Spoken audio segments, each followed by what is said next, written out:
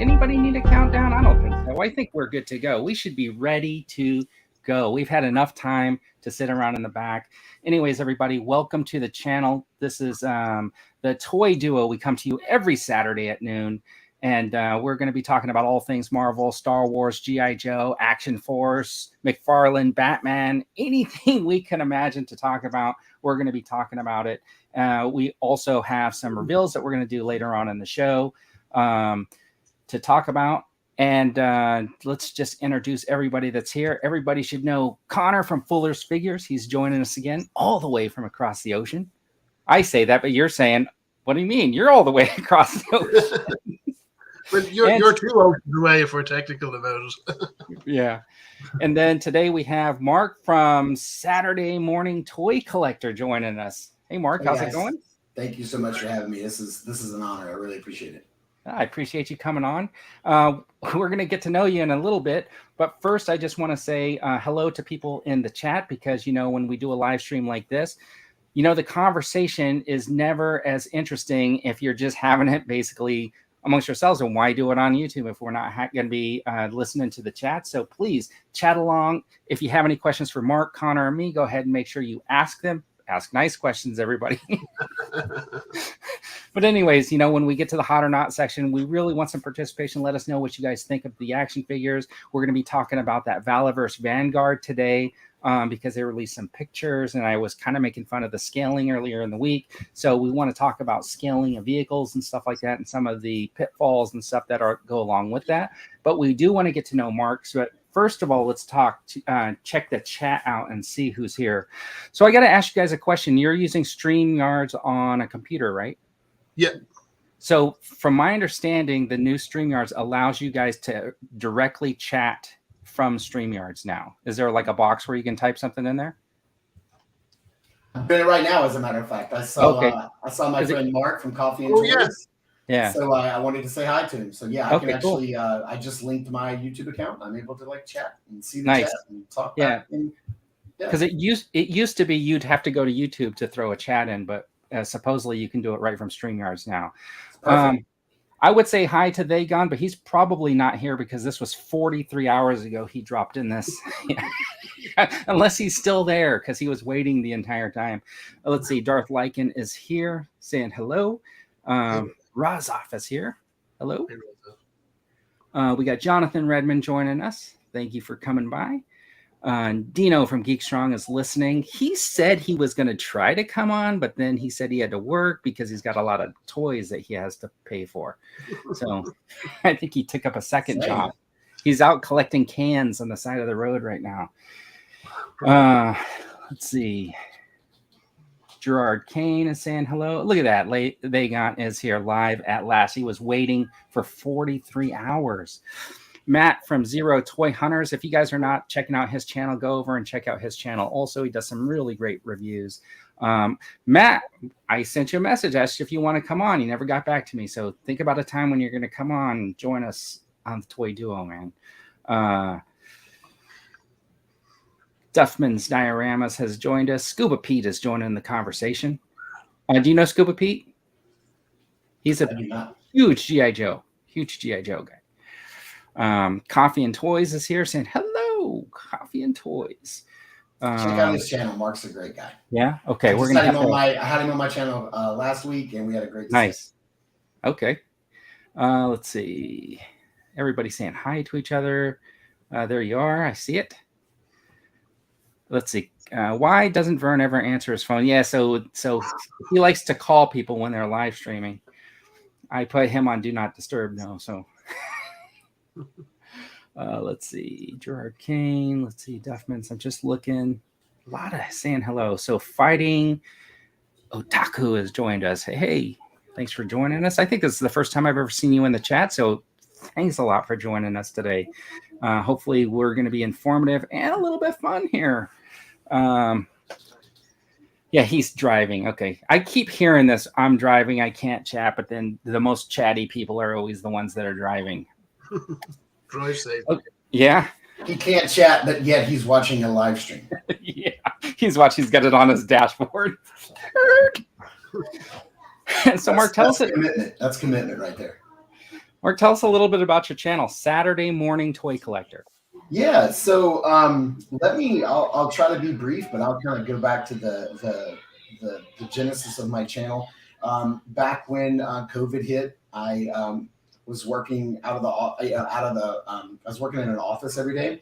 And when COVID hit, I had to stay home like most people. You know, we got quarantined, my work shut down, and we all started working remotely. And I was kind of going stir crazy after a while, and because my wife was in the medical field, so she still had to go to work every day, and and so I just kind of got like lonely, and I just really needed to like talk about figures, talk about toys, talk about video games, talk about all the stuff that I loved, and so I started a channel, and it was called Toy Therapy, and that was the genesis of my channel. And I would just talk about everything. I think my very first video might have been about the video game, the samurai game that came out a few years ago. Oh gosh, it was for the Sony PlayStation. But anyway, I think that was like my very first video was about a video game. And then the G.I. Joe Classified series got announced, and I did a video like talking about how these look goofy because that first line, the first wave looked really futuristic. It's like, I'm not going to do this. I'm not going to get into it. And then like, you know, a week later, I'm pre-ordering all the figures. And then I did that for probably about a year. And then I started wanting to have some friends come on, but my friends that I really had wanting to come on with me were really big Star Wars fans. And so the channel kind of took on a different feel. We tried to like only talk about vintage and Black Series, hot toys. We started talking about Star Wars comics and Star Wars books and movies and TV shows. And so I ended up changing the name of the channel to the Outer Rim Republic. And that's what it was for about another year. And we just covered nothing but Star Wars stuff, but life kind of gets in the way, and my friends were like kind of getting busy, and the channel really wasn't going anywhere, and I was kind of stuck because as a toy collector, if your bread and butter is Black Series only, you're in a lot of trouble because Hasbro just does not put out a lot of Black Series, you know, and I don't collect a ton of vintage collection. I have some. I mean, I've got the Razor Crest back here, so I have some figures that go along with the Razor Crest, but not a lot. And so I really, really wanted to start fresh and start over and start, you know, try to find my niche. And it really came one day when I realized that 99% of my collection are modern remakes of toys that I had when I was a kid, all based on Saturday morning cartoons. And so it kind of hit me one day that I'm like a Saturday morning cartoon toy collector. And that kind of name kind of stuck in my head. And so I decided for a third and final time to change the name of the channel to Saturday Morning Toy Collector. I settled on some branding, and the rest is history. So yeah, I kind of got rid of all my other old videos, but my channel has been around since the end of 2019, beginning of 2020. But if you go back, you're probably only going to see videos from like the last year or so. I kind of I purged all that other stuff. It's all there, but it's all hidden. So that's where we got to where we are now, and I'm not changing it again. I promise. This is the final iteration. I think you've hit a home run with the name and the reason why. I think it spells itself out. It's a good title for the channel. Thank you so much. I think it's great. Like I started like mine probably like 15 years ago doing some backyard videos. I think those ones are still on there. It was meant to be like a stop motion. I was going to make stop motion movies, and the Oakhurst Studios. Well, I told everybody the story before. The property we lived on, we kind of like nicknamed it Oakhurst. So the backyard basically was the studio lot. So it's Oakhurst Studios. But I had recently thought about changing the channel name. But at this point, I'm like, I'm just going to stick with it. So there's a little bit of a branding tweak going on with the Hey Vern or the Vern Rants, the way that I go. But I love your story about how you got to your channel name. I think that's great. Awesome. Yeah, I was going to ask you, man. When I saw your channel had almost 50,000 subscribers, I was like, oh my goodness, like how long has this guy been doing it? So yeah, that was going to be one of my questions. How long have you been doing this? So it's an interesting set of circumstances, right? Because I think I was about like you, where, you know, I had my channel and it was doing okay. And then when short videos first started, a friend of mine, Sean Solo 8, who was an original co-host of the Toy Duo, he tells me, he says, hey, throw all your TikTok videos on YouTube. And I was like, okay. So I throw all my TikTok videos on YouTube. It caught on, and it was like a couple of shorts just blew up, and then my subscriber count just started like jumping. And I get pretty good traction on my shorts, but like I have one that's just about 19.5 million views, which is actually kind of cool. Wow. Yeah. That's Wow. amazing. Hulk and Spider-Man. It was like one of the first ones I put up, and it's still like every day getting like regular views. So it's really kind of cool to see that. And then do you ever go through the analytics and see where you're at? I love to look at the analytics and see how a video is just global, how it's like being watched in various countries and stuff like that. And that one is pretty universal because there's no voice. It's just music and shots of the figures and stuff like that. So I think shorts really have a potential there to get you that global reach in a way. Shorts kill me, man. It just absolutely kills me because, I may put, an hour and a half worth of work into a video review that's like 10 minutes long, and I'll put it up and it'll get like 400, 500 views, right? Yep. But I take a 30-second short of just me holding like a Power Ranger figure, and it gets like 12,000 views. And I'm like, what is going on? Like, exactly. I'm like, what is happening here? Like, how is this even possible? Like, it's nuts. We're going to say hi to Miss Dee Dee, who joined us, saying hello. Dagon is saying Vern and others. Vern and others were like, look at these Black Series Star Wars is cool. Oh yeah, see, he's like an old school GI Joe. I think that the one thing that kind of we do on this channel, which is, I think in general, right, we're more modern collectors, but the modern collecting is always tied to what you had as a kid, right? Like that's that nostalgia factor. And I do watch a lot of these guys, like Dino over at Geek Strong. He comes on and he really just is like wants to talk about vintage stuff. And it's cool. I mean, I have my vintage figures, but we do talk a lot about modern stuff. So with that, what I want to know is, so you said you started your channel a few years ago, really, but how long have you been collecting? Has it been like a lifelong? Lifelong. I'm an only child, so I never grew up with brothers and sisters, and I was kind of spoiled as a kid. My parents really, bought me, action figures a lot. I had a really good best friend that his parents and my parents were friends, and so they would coordinate like birthdays. Like one year I would get, for my birthday I may get G.I. Joe, he may get Cobra. 1 year I may get the Autobots, he may get Decepticons or whatever. And then my parents would like coordinate so that we could play together, and we were always taking toys to each other's houses and playing Mask or G.I. Joe outside. I mean, I'm 47, so I grew up like right in the middle of the 80s, like when all of the TV shows were rocking and just awesome. And so like nostalgia is a big pull for me, and anytime, like my wife knows, like my collection is like, man, if I had this as a kid, I want to get it as an adult, right? Like if it's a modern remake or even a vintage retro remake. So anytime I buy something new, she's like, you didn't have that when you were a kid. Like, I'm like, oh no, but still, no, like, I didn't. Every once in a while, sorry. Every once in a while I have to get something that I didn't have as a kid. Like Mythic Legions. I love Mythic Legions. I mean, I have no nostalgic tie to that, other than they remind me of like Conan, which I did watch when I was a kid. So, there's some stuff like that, that I collect that I didn't have when I was a kid, but for the most part. Well, what you alluded to there is true, that we all didn't have everything as kids. Right.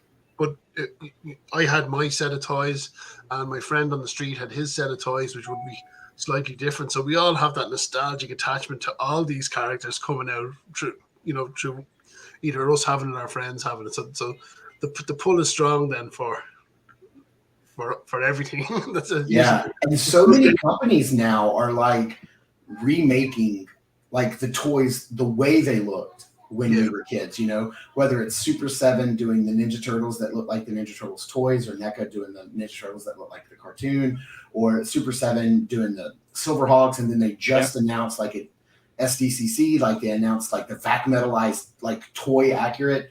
Blew my mind when I saw that, because I was already happy with Super 7's Silverhawks. Like that's one of my favorite properties. Hear that, Jonathan? Hear that, Jonathan? Super 7.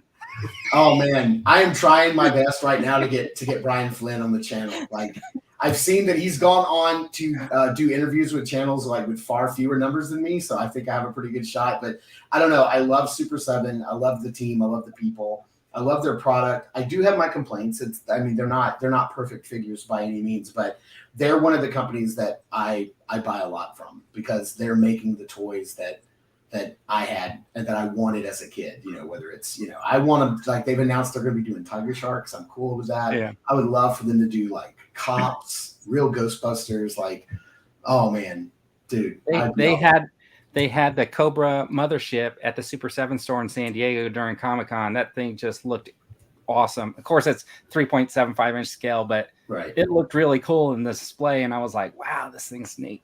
Yeah. Let's see. Brian's Action Figures Reviews has joined us, and he's, of course, the subpar 7 for the L. Jonathan, no good ever came from subpar 7. So you got a couple of real big Super 7 fans, and you know, secretly they buy all the Super 7 stuff. It's not for everybody. I get it. One of my biggest complaints about Super 7 figures is that when they show off a figure, it has like this very matte paint to it. Like, sure, the paint looks like it has like a very matte finish. But then when the figures come out, they're very glossy and shiny and real. Yeah. And I don't like that at all. Yeah. Like, it's probably the main reason why I haven't been buying their G.I. Joe line, that and lack of articulation. But when it just comes to making, like, whether it's Thundercats or, He-Man classics and all that kind of stuff. And I know that Four Horsemen were sculpting those. I don't know. It's just the look of the figures to me are amazing, and they just bring back that childhood nostalgia. So yeah, cool. They get a pass from me. Yeah. Let's say hi to Matt Drake, who's joined us. He's saying Super 7 Street Sharks would be cool. Yes. Isn't there somebody making Street Sharks right now? I mean, there's not Super 7. So you look at Brian. Brian, I have Lion-O and some of the wrestling figures. So he's totally in. That's a collection. Right. Yeah. I agree. They are very expensive and limited articulation. So yeah, they're definitely not for everybody, for sure. Okay, so I want to know, Mark, what is your oldest collectible action figure that you think you have in your collection? For sure. I actually have it right here. I came prepared. This is not only my oldest. Big screen. Not only my oldest, but also my most treasured and my favorite. If my house caught on fire and I could only save one figure, this is what it would be. And it is my Superpowers Batman. Wow, this is actually the real one that I had when I was a kid. This is not a repro cape or anything. This is the actual one that I had. And so to me, this is my holy grail. This is my favorite action figure of all time. And it has a special place on my shelf, so much so that when McFarlane made this guy, I had to buy two, one to open and play with, but one to keep on card. Yeah, because he's so kind of perfect. If I can get this. Now, I know the new one doesn't have, the old one doesn't have the black face on it, but I don't know, there's just something about it. But yeah, that, and I have my original Quicksilver from Silverhawks. Those are my two oldest, and probably not my oldest. My oldest would probably be, I have an original Empire Strikes Back Yoda.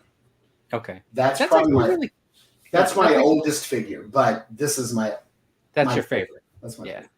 That's actually really cool because I don't know if I've ever heard anybody pull up those old DC figures like that and say, but that is actually really cool. I like it. Superpowers is probably the greatest toy line in the history of toy lines. So if you had, that's my grave. So you collect multiple lines, obviously. Yeah. If you had to get rid of everything and could only collect one line, which would it be? That's a great question. That's a really good question. If I had to get rid of everything and only collect one line, oh man, Connor, have you answered this question before? That's a harder question than which kid would you pick? Right, I know, right? I'm trying to stall. Man, it's like, maybe, hey, Connor, you answer this question first. You go first. through some chats while you're thinking about it. Brian's, I'm 100% getting Hank Scorpio as well because he's my favorite Simpsons character. Jonathan is subpar sold NECA's business model. Okay, half-ass products and charge twice the price. That's a good business model, though, right? Charging twice the price. The reaction figures look great, but with 5 POA, they might as well, yeah. And the reaction line is really expensive too. Those figures really should be around $10, but they're but they're double. They're double. Yeah, I can't. Scuba Pete loves your Batman. Vintage is the Bisher. Oh, he misspelled this word on purpose to pretend like he's driving. Vintage is just old. Dino, let's see. He's not talking modern figures if his house was on fire. Yeah, he's not taking the modern figures. Yeah, there you go. That's right. If I could only collect one line, it would probably be classified. That is Matt Drake saying that. Let's see. I also want to say hi to Bick. I've never seen Bick in the chat before, so thanks for joining us on the Toy Duo. Okay, I got it. If I had to get rid of everything in my collection and only keep one line, it would be a line that's getting ready to end. It's getting really close to finishing up. And that would probably be the Masters of the Universe Origins figures. Oh, nice. I love them. They look fantastic. They look great. I mean, we're about to get Snake Mountain. I just got Point Dread, the Talon Fighter. I've backed the and have paid for my my Eternia. Okay. So Eternia is coming in. So I would have to say, if I had to get rid of everything and only keep one, it would be that. And I think they're wrapping it up. I think it's getting close, because I know that like now Mattel is like pulling that line from stores and they're going to Mattel Creations only. Okay. So like I know like the next couple of figures we're only going to be like Cyclone and Extendar. I think are only going to be on Creations. I think on Creations, and you know they're making some other characters like was it Queen Slither or whatever her name is that I don't think we've ever had before, or some of the Snake Men that we've never had, like some Snake Battle Packs and things like that, Skeleton Warriors. So I know that they're starting to like pad the line with other characters that we've never had, which is great. But I think they're really, you know, getting to the end of the main line. Like I think they're getting pretty close to wrapping it up, and then they're going to start over with the Filmation line, which will go into retail, which I'll collect that as well. So, oh man, too many Masters of the Universe lines because I'm also collecting Masterverse as well. So have you seen this like I think it's Ramen Toys? Have you seen them at all? Yes, yeah, I have a couple of pre-orders with them. Is that Brave Star one of them? No, but I do want that Brave Star. He looks incredible. Oh my God. And what's the horse? 3030. They're doing the horse as well. So with Ramen, I have their Dolph Lundgren head pre-order for the Masterverse He-Man movie figure, and I as right before this video, I actually sent them an email checking on my Gull Wing, which is the mask, you know, Thunderhawk, because I just saw an update that was like, hey, we've shipped everything out in June. Hope you guys are enjoying the car. And I'm like, wait a minute, I haven't got my car. It's haven't gotten it yet. I'm seeing reviews pop up. Where's mine? So yeah, I have a couple of their stuff. Yeah, Mask was one of my favorite toy lines, and if they're going to keep making Mask figures and cars, I'm all over it. Yeah, it looks good. Okay, so what was I was just about. This is where you lose your train of thought. This is a live stream. Anyways, so what I want to do at this point, let's just take a break and pull this up, because this is where we were last week. Did you back the Ghost? I did not. I did not back the Ghost, only because it came out literally like right after the Dragonfly ended. And so I backed the Dragonfly, and I've already got this Razor Crest. I love Rebels. I think I cannot wait for season 5, which is also called Ahsoka. I can't wait for that to start. But I just have no room for this, and I don't. I think I'm the same as you. Yeah. But I'm so glad it's happening, and I'm so glad that I've got a buddy of mine that he's backed 2 of them. Okay, cool. He's got 2 coming, so I may drive to his. He lives out of state. I may drive to his place and review just to look at it. Yeah. So I wanted to pull this up. This is the image that they used last week. It had like 8,895 backers. So I pulled another one last night, and it was at 9,510. So in a week, basically, it was about 600, 700 more backers. So I think that right now it's slowly chugging along to the tiers. I know, and everybody will tell me that as we get closer to the end, it will pick up some pace. But I have a feeling like it's going to have to be like Ahsoka, right? That really kind of drives the nail in for this one. I know they tried to do that, like kind of hit both audiences with the kind of like live action looks, and then tagging everything for Rebels and stuff like that. But what I mean, so you didn't back it. It was purely space and financial, or do you think if there wasn't a Dragonfly, you would have? That's a good question. Connor, did you back it? No, I didn't. I'm not into the vintage collection at all. So, and I wouldn't be a huge fan of the animated stuff. So it didn't really have an attraction for me. Now that said, I know there's people out there that love Rebels and are big fans of the show. So for them, I'm delighted it exists. I'm delighted it got backed, and I'm happy for all those guys to get it.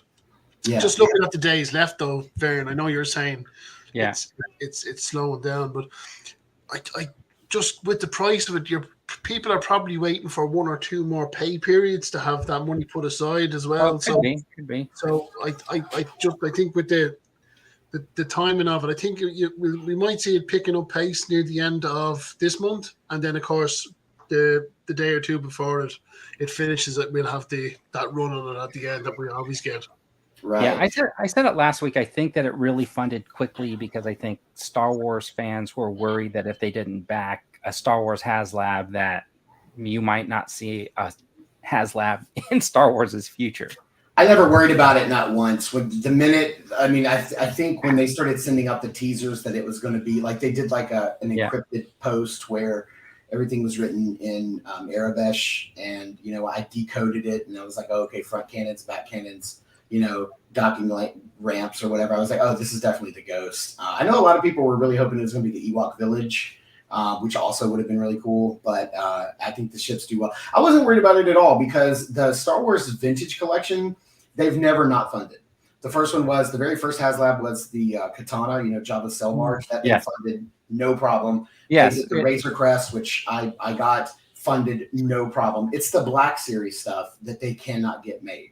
The Rancor monster. But that was completely, they completely bamboozled that one from the beginning. Yeah, I mean, like, that was quick. Not one thing in there made sense to the part where I can't remember her name, but saying that the stormtrooper got ate by a Rancor. I think people just knew, okay, these are just money grabbers. Hey, I want to say hi to Chaz the Guru, who has joined us. He's saying, hopefully we get that fear of missing out rush at the end because he needs Zeb. Yeah. And this is what I think that let me go back and answer your question. So if it hadn't been for the Dragonfly or, anything else at the time, I still don't think I would have picked this up, only because I really just don't have the room for it. And I'm not a big vintage collection collector. Also, it's really expensive. It's $500. Now, I know I paid more than that or around that for my my Eternia, but I just have more of a type. Star Wars is my bread and butter. It literally is my life. Like when I'm sad or depressed, like I throw on Star Wars and watch it. Like any movie, it doesn't matter which. Like it is the love of my life. Like 100%. It was the first toys I ever had as a kid. The movies changed my life. I am a massive, massive Star Wars fan. But that being said, I don't have the room. It's really expensive, and I just don't collect enough vintage collection to warrant picking it up. So even, with all of the other things going on aside, I still would not have picked it up. And I do think it's really smart that they decided to make every tier a Rebels character, because you need them all. You can't just get like 2 or 3 Rebels characters and that be the end of it. Like you really need them all. And now I know that they said that they're all going to come eventually in the main line, but different cards, and they may have different weapons or deco or whatever. But you need them all. So I think they're going to clear. What is the final tier? Like, what's the final number? Because I haven't been 18,000, I think. 18,000, and they're at what? None of them yet. Hold on, let me just look at it really quick on their website. I don't want to give bad information to something that I have no idea about. That's okay. That's okay. Yeah, I mean, so it's at 9,500. The tiers are designed to be tier unlock number 3 is the Zeb, and does it say? How come it doesn't say what the levels are, or are they? Hold on. Did Okay. they normally do?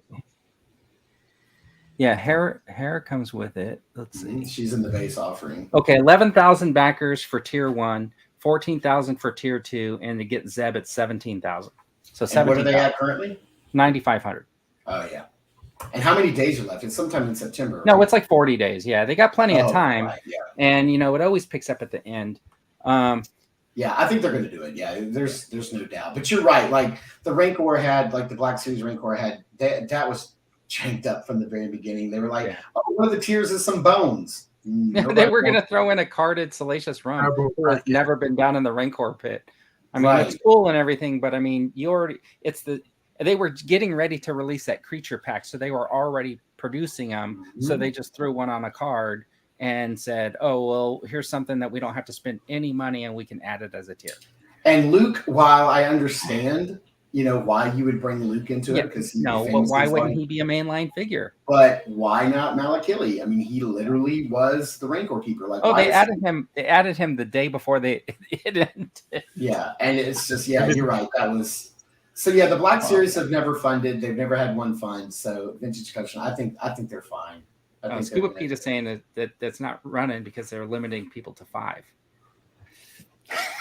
Maybe, I don't know. Too much profit. Yeah, there's a lot. Chaz the Guru is trying to say that if it was the Death Star, we'd be blown by the tiers. But I'm thinking, like, if it was really a Vintage Collection scale Death Star, that would be pretty big. Yeah.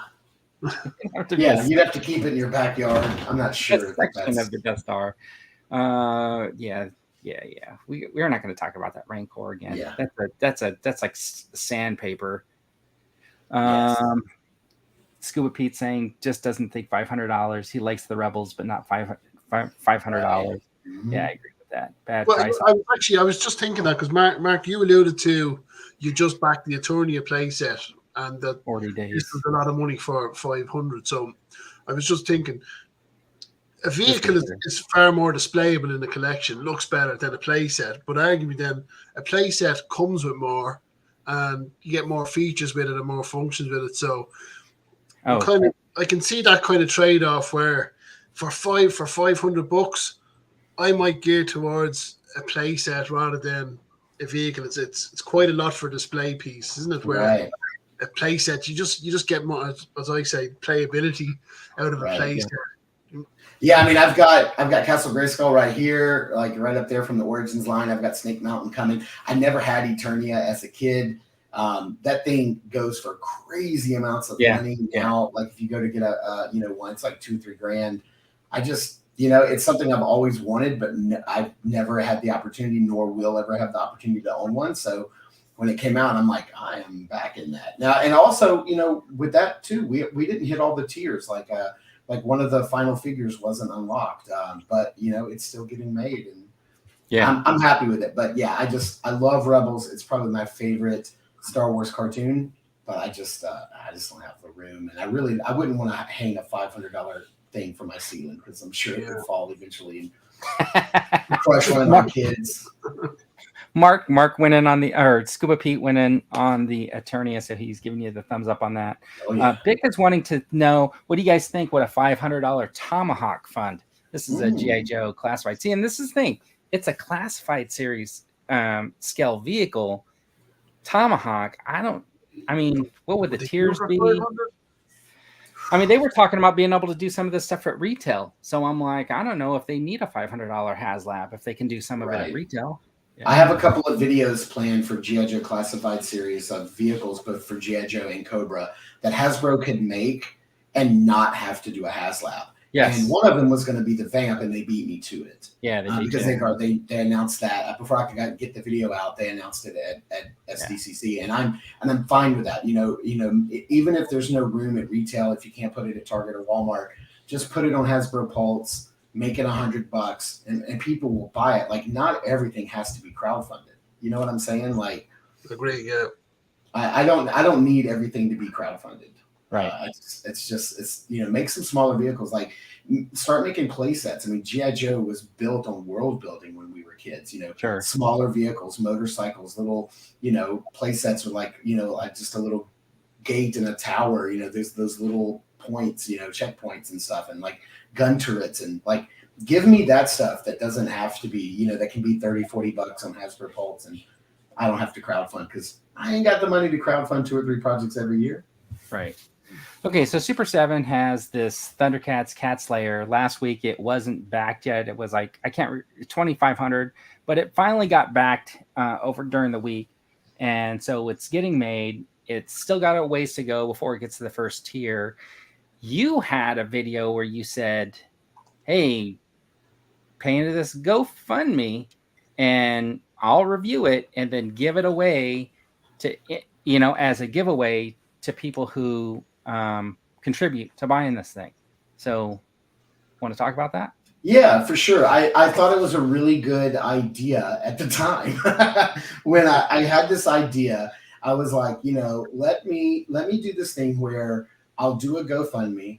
What I'll do is for every $1 you donate, you get that your name would be entered into you know, a wheel to be able to, you know, give away. If you donate $5, you get 5 entries. $200, you get 200 entries. So the more you gave, the more you donated, the more likely you were to win it. But then also, I just wanted to be able to get it in, review it, and then give it away, because I didn't want to crowdfund something that I was just going to keep myself. I don't feel right doing that.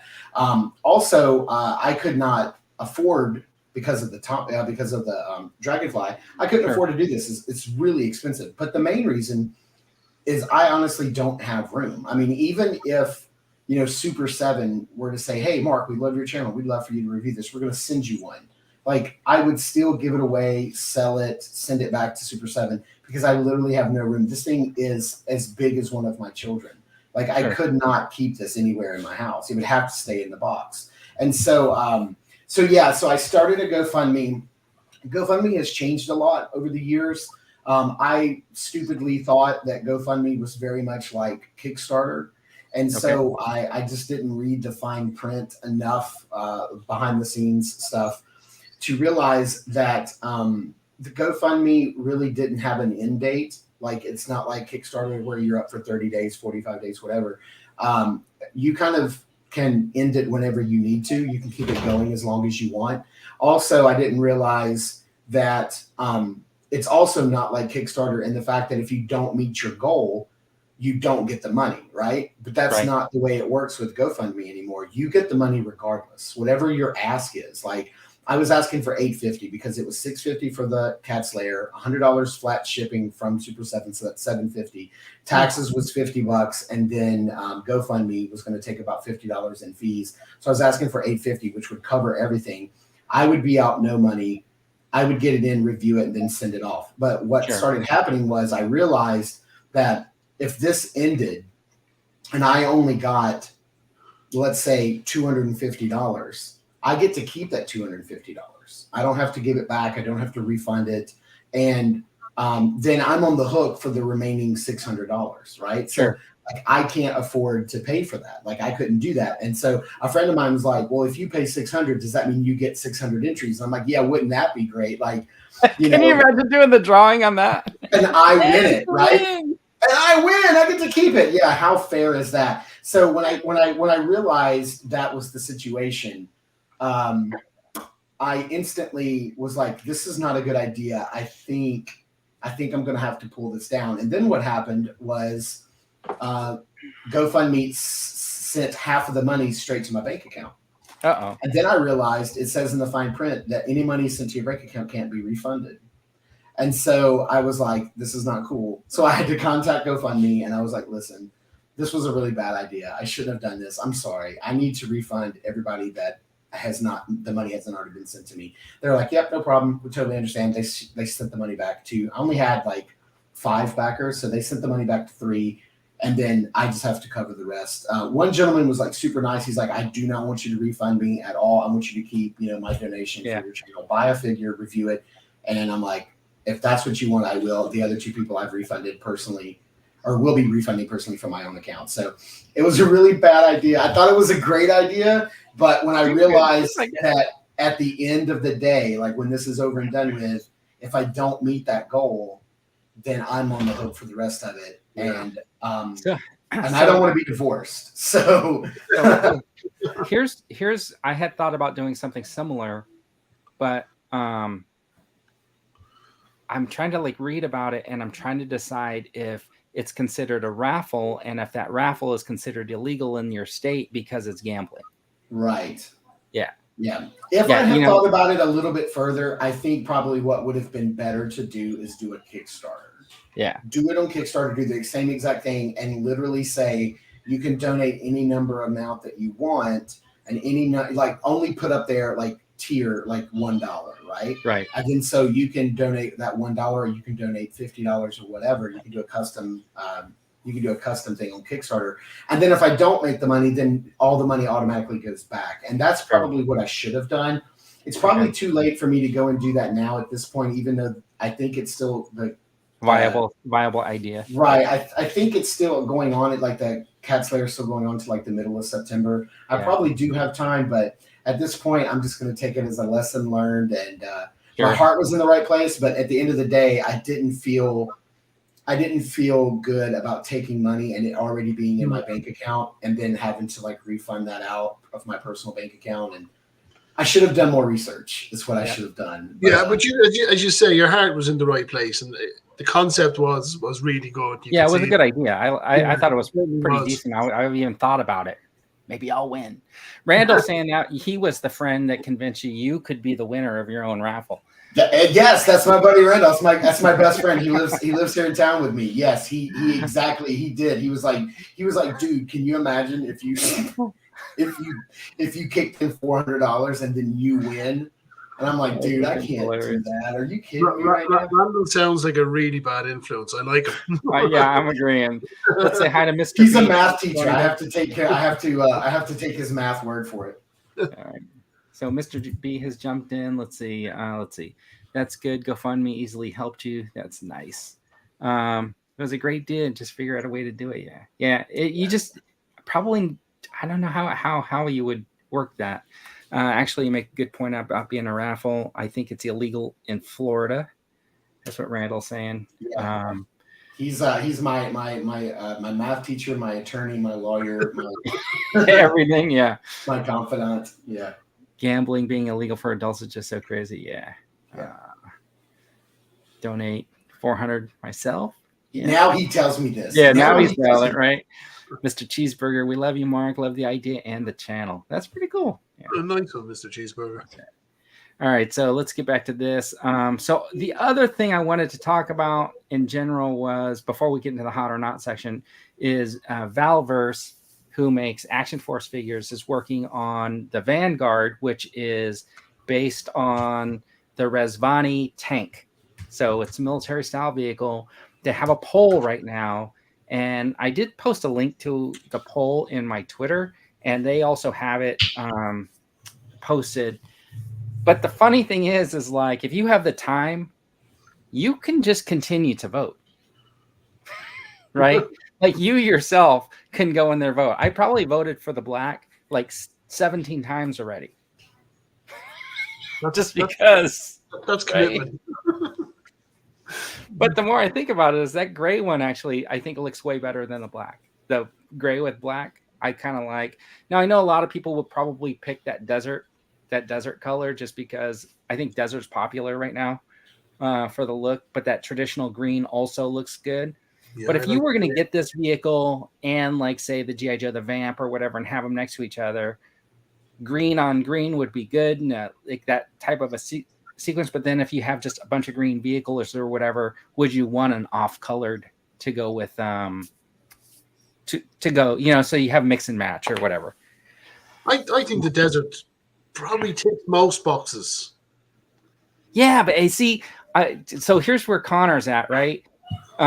You like that desert look, right? With like desert rat and stuff like that. So I think, is that what you were thinking about? Even the vehicle. So if you're going to, so we know we're getting the Vamp desert, and the Dragonfly is going to be in the camo kind of green. So it would be cool to have one that's a desert color standing out from what potentially Hasbro are going to give us in the classified line. Yeah.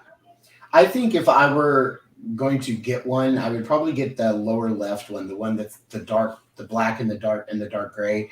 That's the one that I voted for 17. Yeah, I think I would do that because what I would be tempted to do is because I don't collect Valaverse, but what I would be tempted to do is probably somehow remove that logo from the side with acetone and then trick this out with some Cobra stickers and then add it to my Cobra collection. There you go. Yeah, that would actually be cool. I'm thinking that this vote is probably only going to be for the initial release. He's going to get as much out of this mold as possible. I don't doubt that they'll probably re-release this in different color schemes and different colorways in the future. I saw somebody commented that they would like a camo pattern. I think that would be brilliant. That's pretty cool. Yeah. But yeah, the black and gray, I would deck it out with some Cobra logos, and it would be kind of like a stinger or something like that, which I hope we get one day. But, so I've actually been watching a lot of videos about the Resvani tank because of this, and like the things like I got bulletproof glass, the doors are steel or whatever. It's got like a smoke screen. It's got some electrified door handles. You hit a button and shock somebody if ththey're trying to get in the door. It's like the Batmobile. Yeah, it's got like a deadbolt that locks in case somebody blows out the lock. The tank one, the upgraded one, comes with like a high tech engine that's like much more powerful. It comes with like gas masks inside. There's like a first aid area and stuff like that. It's pretty decked out for like, being a civilian type vehicle to drive around LA. But this isn't a crowdfund, is it? He's just making these straight to the website. I could see a lot of people buying this, like maybe using it for like a Nick Fury vehicle for Marvel Legends. Yeah, I could see this, many people putting this in their 6-inch collection for sure. That's one of the reasons why I think that the black one is so universal, because you could, like you said, take that sticker off and it would fit pretty much anything. Like if you wanted your, even if you were doing something like, I just think about like if I was doing a stop motion and I wanted my VIP riding around in a vehicle, he'd be in the backseat of a black SUV, right? Right. Let's see. The other poll was to know if you wanted to buy the Remnants 2K Chuckles like exclusive. We're going to talk about that too, but we'll do that right after we finish with the that was Juan Toys and Bricks. He's making fun of the Special Ops Condor, and they were thinking about changing their Melloway to like you can purchase it, and there's a decision video that they have on their thing.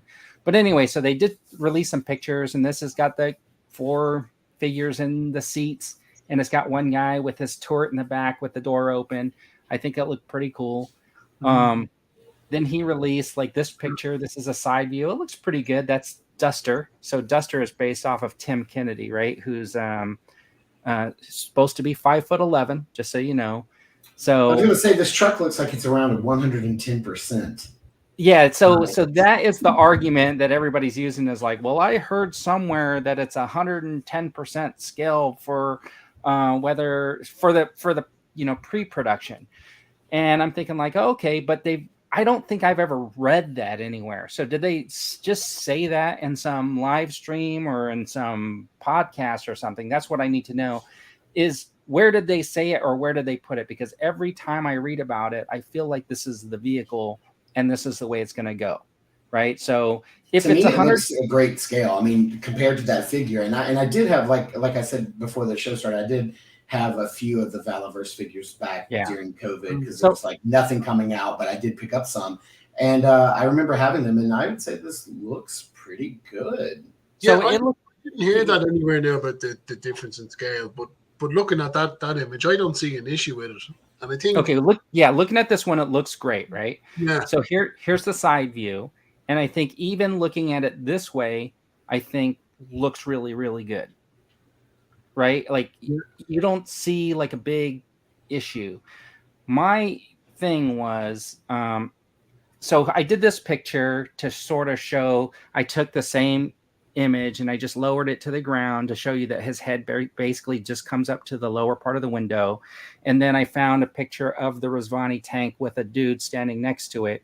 And you can see that like that Resvani tank is not that big. It's only like 6 feet 6 inches from the ground to the roof. So that model. Yeah, the tank, the Resvani tank, which is what this is based off of. So if Tim Kennedy is 5'11", I think there's more than, he should actually be over the roof line of that car. But that being said, I know that the action figures are a little bit bigger than a true 1/12 scale. So to have a vehicle where you got to be able to fit them in there and stuff like that, with all the seats that don't cushion down and that whole thing, it has to be a little bit bigger, right? Yeah. Right. I think so. I think you're right. Yeah, I think you're spot on with the head clearance and sitting in the seats and all that kind of stuff. Yeah, for sure. So I will tell you what I might have done to get this roof line down a little bit lower, and people may not like the idea or whatever, but like, you see how the foot rail comes down maybe half of an inch? They could have put the interior body and lowered it. And so the seats would sit lower inside, and they could have like taken that space from the roof and made the roof line a little bit lower. So if the guy was standing on the rail, his head would be over the roof line. Because I think like that would be like a really cool setup for the guy to be on the foot rail with his like machine gun over the roof of the car, right? Because I think he would have been able to do that with a real Resvani. Can you go back to that real picture of the Resvani? Yeah. Tank? Who are these Russian mobsters that are outside? I don't know. But check this out. So but they also have on face masks, so they're like gangsters, but then they're also like it's COVID, so obviously. But I will show you this one. So let me see if I have this picture. Hold on. So I took a screenshot from a YouTube video, and I'm going to show that before I go to the chat, and everybody's going to be giving me a hard time over my conversation about the Resvani and the Vanguard. So this is actually a YouTube video of a guy getting his Resvani tank delivered. So I know it's on grass and stuff like that, but you can see the clearance from like the below the car is just above his knee and stuff like that. So you can't say that the Vanguard one has bigger tires, because it's the same clearance for the action figures to his knee, right? And this guy is clearly, the top of his head is at the roof line of the car.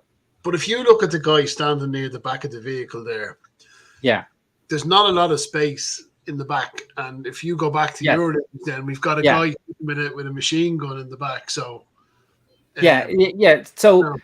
So this is oversized to be able to fit somebody in the back, right? Yeah, and a figure, although really fantastically articulated figures, are not going to move the same way as the human body does. So you need that extra room. So it's a fantasy version version of the Resvani tank, which has been based off. I think they've said that from the start. It's based off rather than based off of, and they do have a license with them. So I mean, like, when you look at it, you can't really say to scale, but I understand that when you're dealing with action figures, and I think like Marvel or Hasbro even said this when the Engine of Vengeance, that thing was a little bit bigger than true scale because the figure had to fit inside, right?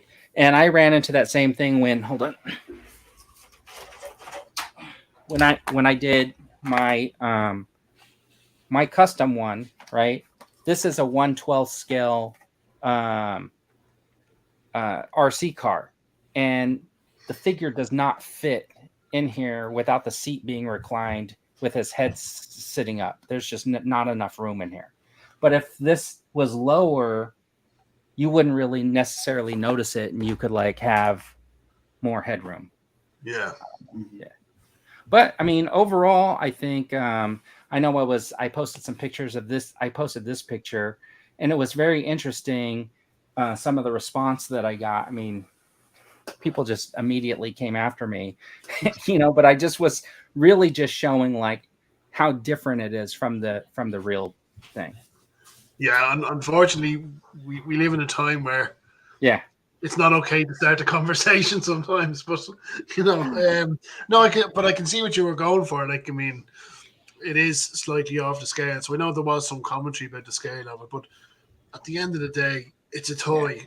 It is. To mimic real life. You're supposed to lie on the floor and have fun with it and not be too concerned about an extra. But this does look awesome, just like this, right? Yeah. Yeah, and the other thing is, there's nothing out there to compare it to. I know there's the His tank, but that hasn't come out yet, so there's really not a lot we can actually sit down and make a comparison with this vehicle at the moment. So it's going to be 190. It's going to come with a vehicle, I think some accessories, right? And then you have to get the add-ons and stuff like that. It's just like buying a real one. You just you chunk on the add-ons as you want. Yeah, you just add the zeros and it matches the retail price.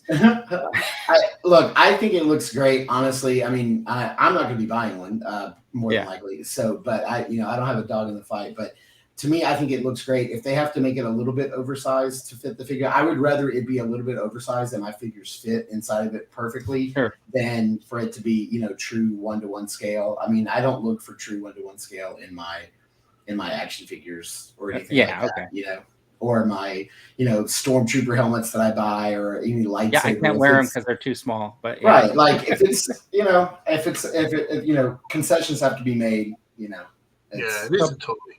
So this is what I keep being told is that he mentioned it in a stream. So I haven't seen it.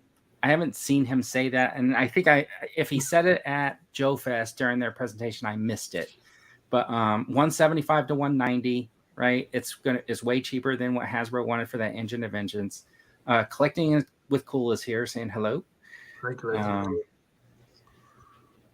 Randall, let's see. Dino is saying if I had to pick, I would go with the desert colors. It would go great with the Jurassic Park gate. Yeah, or the green one, right? Because then it's more jungle. Mr. Cheeseburger, those wheels look like they're from a truck. Okay. Tonka probably needs a roof clearance for the tour too. Yeah, that's going to be a big factor because that turret's going to have to fit in there, and then you won't be able to put that guy in the back, right? Because the turret will be on top. And this is the problem with scale, right? With trying to scale a vehicle to like your figures. Okay. Cheese comes with a turret. Randall, Jason will be loving this conversation. Oh, do you know somebody? That's my buddy who does the Joe thing. That's not a big fan of Valaverse.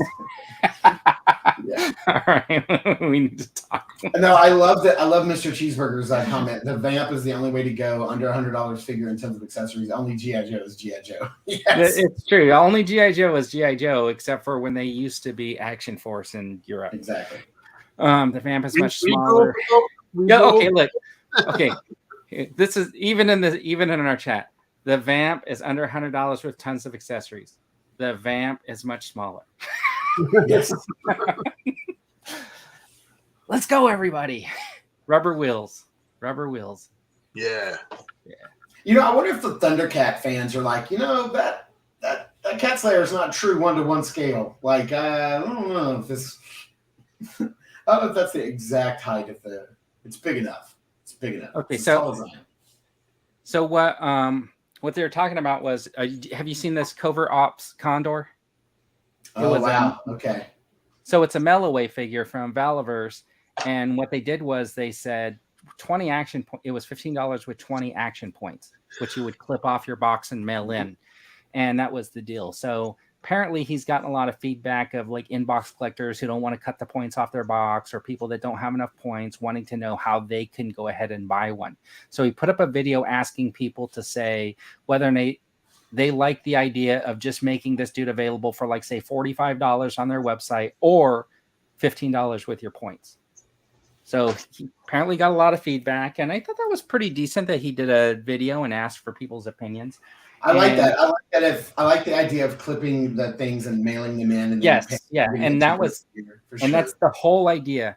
But here's the thing: if I had thought like I didn't have to send in all those points or whatever, I might have opted for the other option if it was available to me. Right, for sure. But I did my mail in, got my figure. I'm happy with it. It's fine.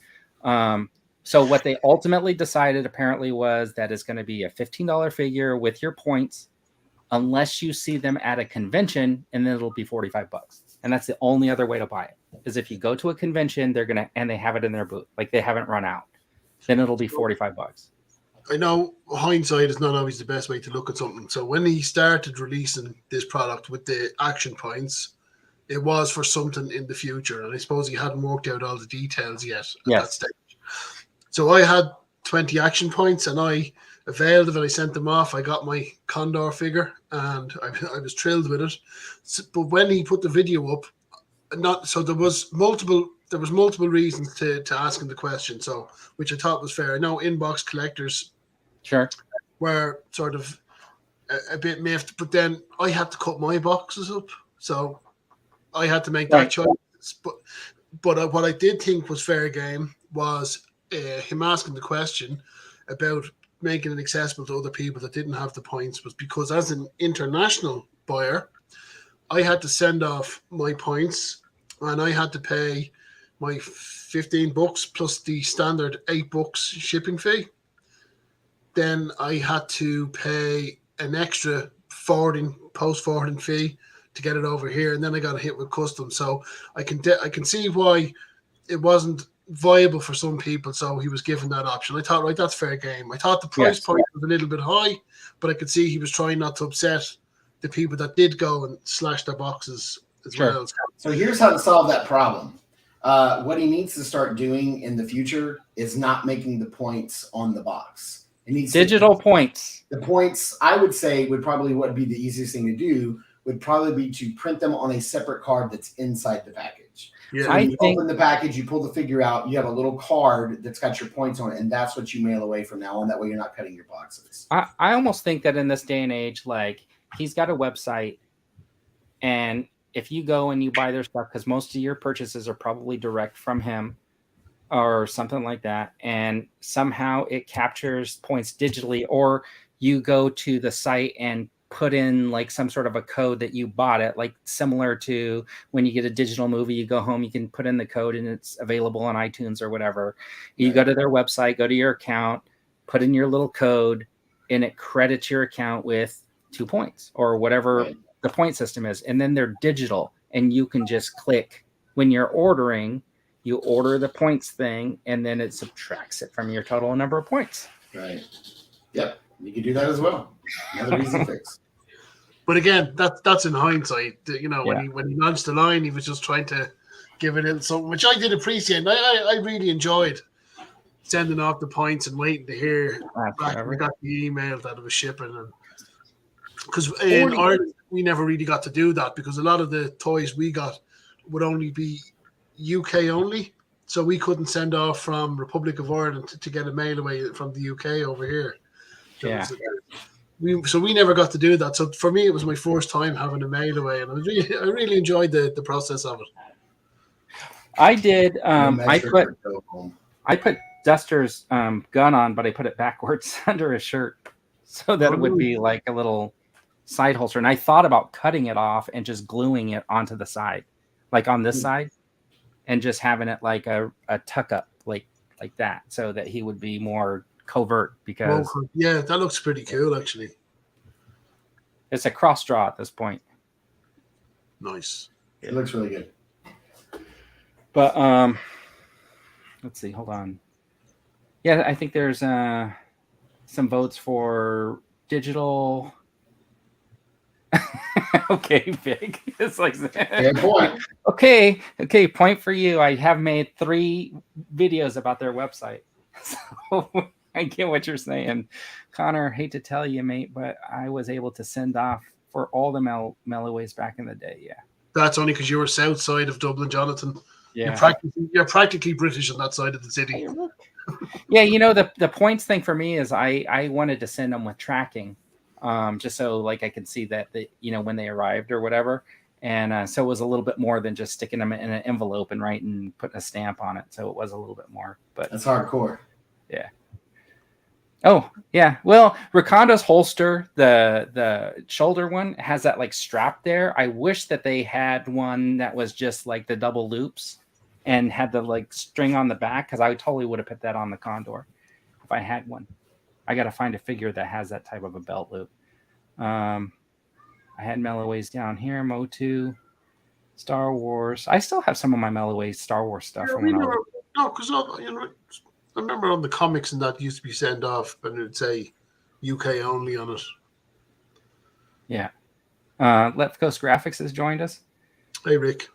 Hey, Rick. Roll out. So I'm going to be interested when Chuckles arrives because everybody compares this guy to Chuckles, right? Of course, because of the shirt. But you've seen pictures of both. Which one do you guys think is better? Oh, I'm down for Chuckles myself. I Never only had had a few Valaverse at first, and I sold them all off, so I don't have any in my collection anymore. Connor? But I don't get into comparing them. They're two different lines that, to me, need to coexist. Now, I never had Chuckles. I was I think I was out of the G.I. Joe game when he came along. I'm not even sure if he was available over here in the early days. So I don't have that attachment to Chuckles, and the sort of the Condor figure, a bit more realism to it. So I'm happy with that. I think I do like Condor here has the loose fitting shirt. I do like. I like the glasses stuck down in the front. That's really cool. Yeah, that's one of the things that I wish that they had done a little bit differently. I wish this was somehow removable, like maybe a little peg or something to just put him there, and that he came with a pair he could wear. Right? Yeah. Yeah, that's the only thing that I would have, but I think it looks great either way. All right. All right. So we're going to get into this week's reveals, hot or not. I don't know what I really have in here. I kind of was like searching around. I feel like after Comic-Con, it was one of those things that like there weren't a whole lot of stuff that I could find. I think maybe like a lull. It's like everything went up for pre-order, which was kind of crazy. Oh, you know what? Before we do that, so let me ask a question. Do you guys think that we've just been like inundated with releases and pre-orders, and do you feel a little bit overwhelmed at this point? Yes. Yeah. And what do you guys in the chat? Do you guys feel overwhelmed? I mean, I know there's a lot of conversation about it, and truly, I mean, to me, I'm a big Star Wars, Marvel, and GI Joe, but I'm like, there's no way I can't manage it all. I think what happened was we finally, got over the COVID like supply chain, problem. I think that's kind of broken now, and we're not dealing with that anymore. And it just seems like with GI Joe Classified series specifically, we've just been inundated. Like literally, like in the last 4 weeks, I think I've received 3 or 4 weeks. I think I've received somewhere in the neighborhood of like 7 or 8 figures. My wallet is hurting. Right now, there does happen to be, a few Black series that are coming out right now. That's kind of a lot. If you collect McFarlane, like I don't know what his deal is. I don't know if he's got a manufacturing plant here in the States, but he seems to be churning out figures like crazy every month. There's something new coming out. Masterverse, like He-Man, like literally, I think I've gotten 5 or 6 figures in the last couple of weeks.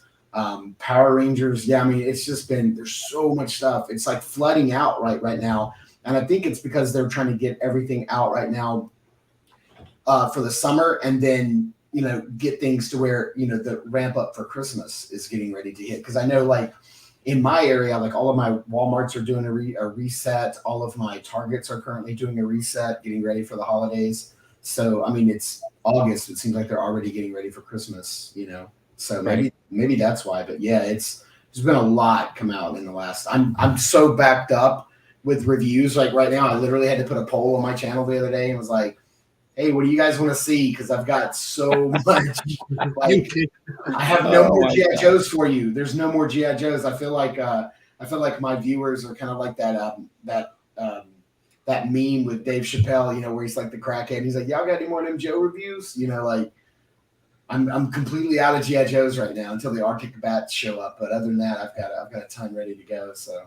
But even then, with the announcements and the amount of pre-orders, so as we went through the San Diego Comic-Con weekend, that stuff was released for pre-order, and by the time I had all my sort of pre-orders put in and stuff, I picked out, and of course you're trying to make sure you're online to get it booked or get a pre-order.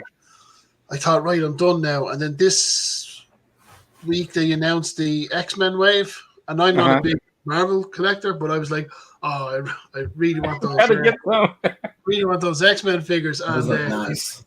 because as Jonathan will attest to, everybody loves Gambit. Gambit is one of the best characters ever, and I know Jonathan wishes we could get a Super 7 Gambit, but anyway, I had to say no. I had to say no. I had to pass on pre-ordering because you have to draw a line somewhere and just say enough. And I just think there was just too much. It was flooding out to us. It was just too much too soon. Hey, Kat, how's it going? She's joined us today. Yeah, you know what? I agree with you guys because, like, now I feel like just waiting it out and seeing if I can grab something on clearance. Just because of how many times, like, being able to walk in and buy this guy for like $11, right? And same here. I mean, I collect Masterverse and Black Series, and it's hard to like want to jump all over these figures, or like even Power Rangers Lightning Collection, and then you go in Target and like you may pay $35 for a figure, and then 3 weeks later it's marked down to 17, and I'm like, what is happening? So like right now I want the new Black Series Target set. It's the Luke and Grogu, for the Mandalorian. I think it's $45 here in the States, and I'm like, people are not going to be buying this thing off. It's going to be around, and when that thing hits $27, I'll probably pick it up. But I'm not paying $45 for that right now. I'll play. I want the new the Cad Bane and Cobb Vanth, right? But not for $55. No, not happening. No, yeah, I just saw those in my local Target as well, and I was like, why is this almost $60? Like, why are these $30 each? And one of them, like, they're both like retools. Like, no, I'm okay. Like, we've seen both of these figures already. It's like, come on.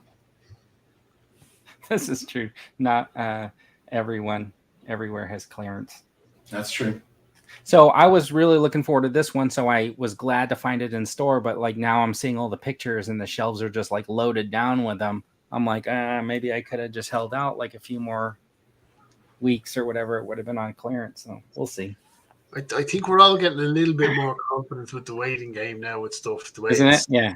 Panned out the last sort of 6-8 months that we've seen stuff dropping. So, I mean, there's still stuff that I want. Like, I just got that Range Viper. Where is he? Oh wow, you already got him in? That's crazy. Yeah, and I was. Oh, look at you. Yeah. So, because yeah. No Range Viper. I do have him on pre-order, but he hasn't arrived yet. All right. So last week when we did the Hot or Not section, I did not put any of the vintage collection from Comic-Con. So I got a little section here. We'll just talk about these vintage collection ones really quick. You guys don't collect vintage collection, right? No. Okay. Yeah, so I mean, I only buy a few that's tied to the Mandalorian, like this Ahsoka. Like, if I'm trying to remember, I already have a vintage collection of Ahsoka, but if I didn't, I would probably pick this up. Yeah. All right. So it'll be up to the chat to say whether or not you guys want these ones or not. So this is the Ahsoka, and I'm like, because the Black Series one was pretty much the same as the Black Series one we already got. So it wasn't like identical.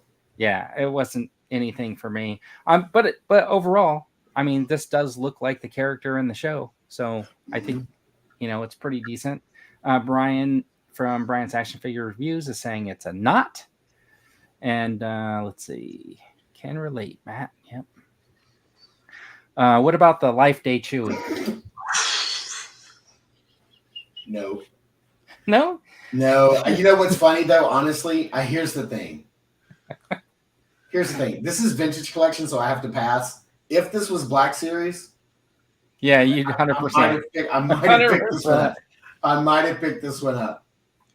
Just because of the goofiness of it. Jonathan, big time. What's the price point on this? $45 or something? Yeah, it's ridiculous. That is bananas. That's bonkers. No, laugh out loud. What's that? It's a Chewbacca in a dress. I don't know. All right, I should have saved that one for last. Come on, right? Totally want Life Day 2. 0. All right. Darth Revan. I think it looks good, right? He looks amazing. I have the Black Series version, and that's a great figure. So this looks just as good as the Black Series. So we're just gonna go through this because I mean everybody's seen the Comic-Con stuff. 45 quid is the TVC. Yeah. Thrawn. I think these will be popular because of the Ahsoka show that's coming out. So Yep. I think it's a good. They're hedging their bet on Ahsoka here at this point. And then we got this 4-pack. I know that it. That's hot. I'm sorry. That's hot. That's so cool. Yeah, I know the Imperial communique will be all over these because he needs reinforcements for his. Let me just say this. Here's one thing I can say about these vintage collection figures, especially from the Ahsoka, is that finally Hasbro is getting ahead of the media that they're tied to. Because typically, like with Black Series, like Obi-Wan came and gone, and like we didn't get figures from that for months. Book of Boba Fett came and went. Like your Santa's not out yet, right? You know what I'm saying? Like we're waiting months after the media has already ended. Like whatever show tie-in has already ended. So it looks like finally they're getting ahead of the curve here and like giving us Ahsoka stuff. Although I'm pretty sure Ahsoka's going to be out. It's out on the 23rd here of August in the States. So I think the show's still going to make it out before these figures do, but I'm glad they're already showing them off prior to the show. Well, it's only the Sabine figure, isn't it? The Ahsoka is a repaint of the current Black Series figure. Right, it is, yeah. Yeah. And I don't even know, like the body on the paint on the body looks identical. I think it's only the face sculpt that may have updated printing on it, but other than that, it's pretty identical. Past Vizsla, or is this pre-Vizsla? Yeah, pre-Vizsla. Yeah, he looks good. People are saying that the face sculpt on this one is way better than the Black Series because of the scars and as big and stuff like that. So I think they both look great, even the Black Series in this one. Mm-hmm. Jonathan was referring back to the officers having different rank pins. I think that's a good touch. Yeah, nice touch on their part. Let's see. Vizsla's a yes for Matt. Everybody. I think it's exciting to get like a new figure. I mean, the fact that the vintage collection guy will probably stand up on its own, not like the Black Series one, is a win for the TVC. Absolutely. Yeah. And then what? Oh, Sabine looks nice. They've done a great job. Look at the amount of paint apps on that for a 3.25-inch figure. In fairness, the TVC crew, they are killing the stuff they're releasing at the moment. Yeah. Yep. Very nice. All right. And then so that was the last of the vintage collection. So we'll just move on. And this week they did pop these up for pre-order. Do you collect any of these?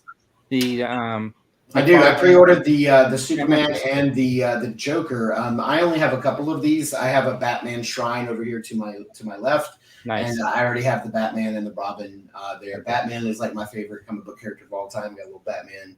Oh, how can I do this? Got a Batman tattoo on my arm. I love it. Batman's my favorite. Nice. I'm glad they're re-releasing the Batman and Robin because they've only were out in that first wave, and I know a lot of people are really hard to get them. You got to pay a little bit extra. You're paying for about $30 or $40 for these now on eBay to pick them up. So I'm glad they're re-releasing. But they look good. Yeah. So there's the Joker's wild. He looks so good. The Joker looks cool. I think the controversial one. So that's a robot Batman. I think he looks pretty cool. I kind of like it. It's a little bit different. I think these are not. I think these are based on the comic book that came out, the Batman 66 comic book, because that had Superman in it. It had the Bat Robot in it. It had the Mr. Skull, Death, whatever. So the Joker was dressed up like that. I think so. I think that's what these are based on, not the old show. So they're putting them in that line. Yeah. I've heard a lot of people talk about this Superman head looks like Elon Affleck. Oh, Elon Musk. I've heard Ben Affleck. They're like, this looks like the Superman where Ben Affleck played Superman in that one movie. I put a picture of Elon Musk up right next to the zoomed in face on this. I think it's kind of spot on for me. It's kind of funny. I like this. So Jonathan likes the Bat Robot. Mr. Cheeseburger like Superman thinks he looks amazing. Superman looks like the Tesla guy. Batman 66 Comics Two-Face. Mm-hmm. Yeah. That would be and then this is the Death guy. He looks pretty cool. I'd probably like to get this one. If I had any of those Karate Kid figures, I might put him up with the crowd. Yeah, With good. Russo. Yep. I was thinking he could fit in alongside the Halloween figures, people that got the Black Series Halloween. Oh figures. yeah, that's cool. Yeah, he would. He would totally look good with them. Trick or treat. Yeah, that new Batman 6-pack set from McFarlane Toys with all of the movie figures, they all have cloth capes as well. So All right, that's a nice set actually. it Brian is. thinks it looks like a Fortnite. I think they look good. This is the 7-inch Robin that they just were showing. I think he looks pretty cool actually. I like all the colors. So I have a friend of mine who collects all these Jokerized version figures. He loves them. He's got a whole collection of them. They look great. Yeah, I think they look good. I mean, like, I think I only have like a couple of these McFarlane's because of the 7-inch scale, but I think he looks really good. Yep. The chat's like, there's a little bit of a delay for us. So sometimes when something comes in the chat, we don't see it in the StreamYards right away. But we'll just move on to the next figure. I don't think anybody has anything to say about that. What about this? I think this is Hiya Toys, and I want to say this is like a 1/18 scale, so it's not a 6-inch. It's like a 4-inch figure. They look great. I saw they have Kirk and is it Spock? Yeah, I only got the Kirk picture, but I was like surprised. I mean, it looks good. Yeah. If these had come out when the movie was out, I probably would have picked them up. But now that they're kind of done with that series of Star Trek films, I'll pass on these. But the Batman 66 figures are 6-inch. Mm-hmm. They're a little bit smaller than McFarlane's 7-inch DC multiverse. Yeah, there's 6 inches. Yeah. He looks highly articulated. Looks good. The paint technique on the face looks really good. The articulation's there. Yeah. I think you're right though that they missed it when the movie was out, right? But they did other figures. They had different figures back then. They did. They just didn't look as good. But yeah, had this come out when the movies were out, that I would have been all over it for sure. There's some Star Trek fans out there that are definitely going to have these. Yeah, Connor's one of them. He's got a whole Star Trek wall in his. I had all the Playmates Star Trek figures back in the 90s. Yeah, I was a huge Next Generation fan and Deep Space Nine fan. I enjoyed the first couple of movies actually from that set of films, but at that I wouldn't be interested at that the 1/18 scale. But it's an amazing sculpt. It's a cracking figure. Yeah, it looks great. I'm so excited for these. Yeah, they got these more Demon Slayer figures coming out, and man, they're really impressive. I've been looking at them in the store. I haven't picked any of them up yet, but they're impressive. I have the first 3. I bought them and kept them on my desk for a little bit, and then I shipped them off to my oldest son, who's 12. He loves Demon Slayer. He loves anime, and so we Nezuko and oh gosh, I've now forgotten all their names. But yeah, we have the first 3. I'm surprised he only showed 2 off and not 3 because the first wave had 3 figures and they only showed off 2. But I'm down for them. They look great. We'll be picking them both up. Yeah, they look good. I hope she comes with that spider. That would be awesome. I keep seeing the ones in the store, and it's like not one store has all of them, but I keep hoping that I'm going to be in there one day and then I'm going to see them on clearance. Yeah. That I'll be honest with you. Those were some of I did reviews of the first 3 figures. They're up on my channel, the McFarlane Demon Slayer figures, and Tanjiro. He was the first video that I had that went over like 1,000 views. I think now. Wow, fantastic! I think right now that review is sitting at like maybe 4,000 views on that review alone. That's great. So there's a lot of Demon Slayer fans out there. They love anime. So. So I'll definitely be getting these and reviewing them on the channel for sure. That's cool. Let's see. And then we got the SH Figure Arts is coming out with Atama. I don't know. Are you familiar with any of these? I am. I know that this is based on a video game, and I know the video game series is super popular. I've never played it, but I am familiar with SH Figure Arts. They make great. Yeah, they make great figures. This thing looked pretty cool when I saw it. I was like, oh yeah, that's pretty cool, but I'm not. Price points are a little bit high. It's got to be something I really want if it's an SH Figure Arts. That's yeah. Let's see. Hold on. Jonathan saying we got fire here.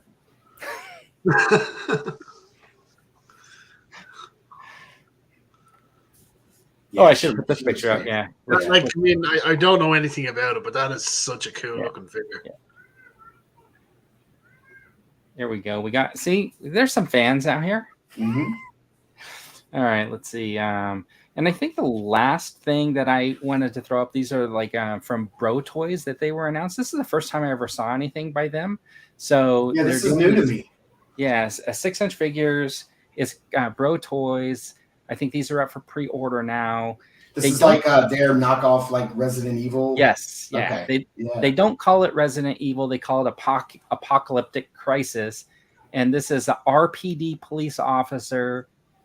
Cool. It looks like Jill Clay, Valentine. Yeah, something like that. What's any idea of the price point on these? These are No, Claire about, Mayfield, that's right. I think about 80, I think. Yeah. Do we So know the scale? It's a 6-inch. Oh wow. So Okay. 112. And then the other one that's up for pre-order is there's- this one. Yeah. Okay. And so like the thing is like, I think they're plastic bodies, but they have cloth. Oh wow. Okay. outfit. Right. Yeah. But I wonder if it's like, when some people do their customs, they glue the cloth onto the figure. Okay. I've seen that where they do that so that they're more form fitting and stuff like that. But they look pretty good. I'm gonna look into Maggie maybe, vibes from Walking Dead off this one. yeah, totally right. Like that, you could do. totally see that as a Maggie figure or something like that. Now I watched a couple of reviews on these, and I think it was the Alice figure from Resident Evil was that version, and I thought they looked pretty good. It was like a movie version from the same company, and I thought it was pretty decent. So I wanted to show those off in case nobody ever saw them. They're that's new to me. No, they're new to me, and they look fantastic. Yeah. Price point will probably push me out, but yeah. So I found them on 5ktoys.com. That's where I found. Yeah. And, I think I've purchased one figure from 5K Toys before. Yeah, I'm trying somebody to remember what it said was. they were reputable, so I'm never. We'll see. We'll see how it goes. Was it a Hellboy? I think I bought a Hellboy and an Abe Sapien from them, if I'm not mistaken. Huh. I have to look that up. Wesker, yeah. All right, let's see. Let me get rid of this, and then I think that's it for the slideshow presentation of the show. I think last week we ran out of time. I was like getting to the end, and we still hadn't gotten through like most of that because there was just so much stuff from that Comic-Con reveal. It surprised me, going back to the conversation about being overloaded. It surprised me about how much G.I. Joe stuff that they revealed and immediately went up for pre-order, considering they just closed out their HASLAB. I mean, but not just that, we only had a whole slew of classified stuff that went up a month ago for pre-order, such as the Trouble Bubble and the telephone, that kind of wave. So that only went up what I feel like is a couple of weeks ago, and then there was pre-orders up off the back of San Diego Comic-Con as well. So it was just too much. Yeah, the G.I. Joe team is killing it with their releases. They're putting out a ton of stuff. It's almost too much. So the problem with Comic-Con was I ran around downtown in San Diego during Comic-Con, so I didn't actually watch any of the streams of their panels or anything like that. So I think I missed all kinds of stuff that they actually said. So like I took a lot of word for it, like what they were talking about. And I do want to go back and like see if I can watch some of their panels and hear what they said, because they were saying last week that, I don't know if you guys watched the panels, but they were talking about going straight to retail with a lot of like stuff. And there was like a conversation about the HISS tank potentially having a retail version. That's right, actually. I heard that on the grapevine afterwards. I didn't get to see the panel. I think that's I wonder where that was, though, because I watched the G.I. Joe panel and I don't remember them mentioning it. Yeah, I don't either. I just heard that that's what they said, but I would really love to see them that they actually said that, because I think I argued last week that would just make a lot of people upset. Right, but I've backed the HISS tank, and it won't make me upset because I would be kind of anti-crowdfunding, and it makes me a hypocrite, I know, back in the HISS tank, but I don't like the fact there's a paywall there blocking some collectors, depending on where they are at that particular time of a month or the year, not being able to get into something and missing out on something, and then the fact that there's potentially figures coming with that HASLAB with tiers that they'll never get their hands on. So I don't mind if stuff comes down. So I know they were saying it will be a cheapened down version. There'll be no lights. There might be less sort of detail, stickers and accessories. So if I thought that a HASLAB, or not a HASLAB, but a HIS tank was going to be available to more collectors at retail, I'd be happy with that. I'd be okay with that, even though it would you. So then I got to ask a question. Would you be okay with the HASLAB being a gateway to retails? Like, say they said something like, from now on, we're going to do these HASLABs to help fund building like the whatever the forms they got to make, you know, the little, what do they call them? The molds. And that the first batches will be exclusively for these backers. And then you're going to get like a totally upgraded model with like some extras if you back it. But then later on, we're going to be using those molds to make a retail version that's like much cheaper. Do you think that would? I'd be down for that. 100%. Yeah. Now, for me, that's what a crowdfund should be. And if you crowdfund something, AG Force, that you cover the initial cost or the sunk cost into a project, and then after that, the company then can put it to retail, and then they profit off. It's a smaller. I don't use the term dumbed down version or a streamlined version of it, and make it available at retail. So to me, that's what it should be. And I know that upset. I know some people want the exclusivity of it. And that's what that sells. I'm just an old socialist from Ireland, but I do like the thoughts that it will be available to more collectors in one form or another. Yeah, I don't like the gatekeeping, that people do when they're like, oh, I backed it and I'm a backer, so you shouldn't get your hands on this. You're getting, you paid $2.99 for the HIS tank or whatever. You're getting, 4 figures, 3 figures, whatever. You're getting all the extra plates, the panels, the different canopies, the lights, the gun turrets, the missiles. Like, you're getting all the stuff that's added. If they stripped out the lights, took out the extra figures, you just get a driver. You don't get all the different, gun emplacements and missile launchers. You just get like a base package, and it's like $200, whatever, $225 or something like that, and it's only on Hasbro Pulse. I think that's a brilliant way to let as many people who want to get one be able to get one. I don't like the idea of exclusives being behind some gateway. Like when they were like, Chuckles is only going to be at San Diego Comic-Con. I'm like, no, he's not.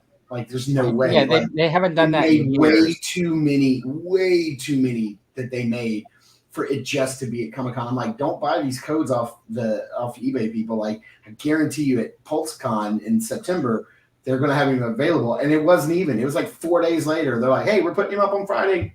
Everybody gets one. It's like, I don't like the gatekeeping. More toys for everybody. So we've had this conversation about like exclusives. Like that Chuckles kind of like leads into the exclusive conversation. I don't want to keep having it's like banging on a broken drum for me, right? Because I think that when they have a convention exclusive, it's supposed to be a special memory item for attending a specific convention, right? So when Hasbro used to do convention exclusives, what they would do is they would then, after they started Pulse, anything that didn't sell at the convention, they would then sell on their website, which to me, I have zero problem with, because they already made it and I wouldn't expect them to take a loss. But when they order another batch from the factory, that's where I think there's a problem. If you've called it an exclusive. Yeah, but to bring in the global argument then, San Diego Comic-Con is probably the biggest in the world. I know there's a New York one and other ones, but and one of the hardest to get tickets to, but the majority of us that are living in our, the EU or Australia, that are Hasbro fans, invested in the properties, grew up with the line, you know, we want to get the stuff too, and there's no way we're going to get over to Well, sending. this is the problem. They shouldn't be making like a mainline type of a figure as a convention exclusive. So here's what Hasbro did in the past. So when they released the Jabba the Hutt that first time, like years ago, they had a San Diego Comic-Con exclusive that came in the box and had like a little diorama, little background in it, and it came with the Salacious Crumb figure. And that's how they packaged the Comic-Con version. Then a few months later, when it hit retail, it was in a more of a basic looking box, and it did not have the Salacious Crumb. The only way to get that crumb was through Comic-Con, but you could still go get Jabba the Hutt. When they did the Jyn Erso figure for Comic-Con, they packaged her in a special box where she was off to the side, and that little robe piece was packaged separately. Her gun was all packaged separately, and it was like a displayable slide out or whatever. And then when they did the package version, they just put the piece on and stuck the gun in a holster and stuck it in a package, which differentiated it from the exclusive. And I don't have any problem with like that type of stuff. Yeah, so if it's going to be an exclusive, as you say, if it's in a display package, not just a different box, but it's in the package would be desirable as a display piece. That's fine. Yeah, that's absolutely fine.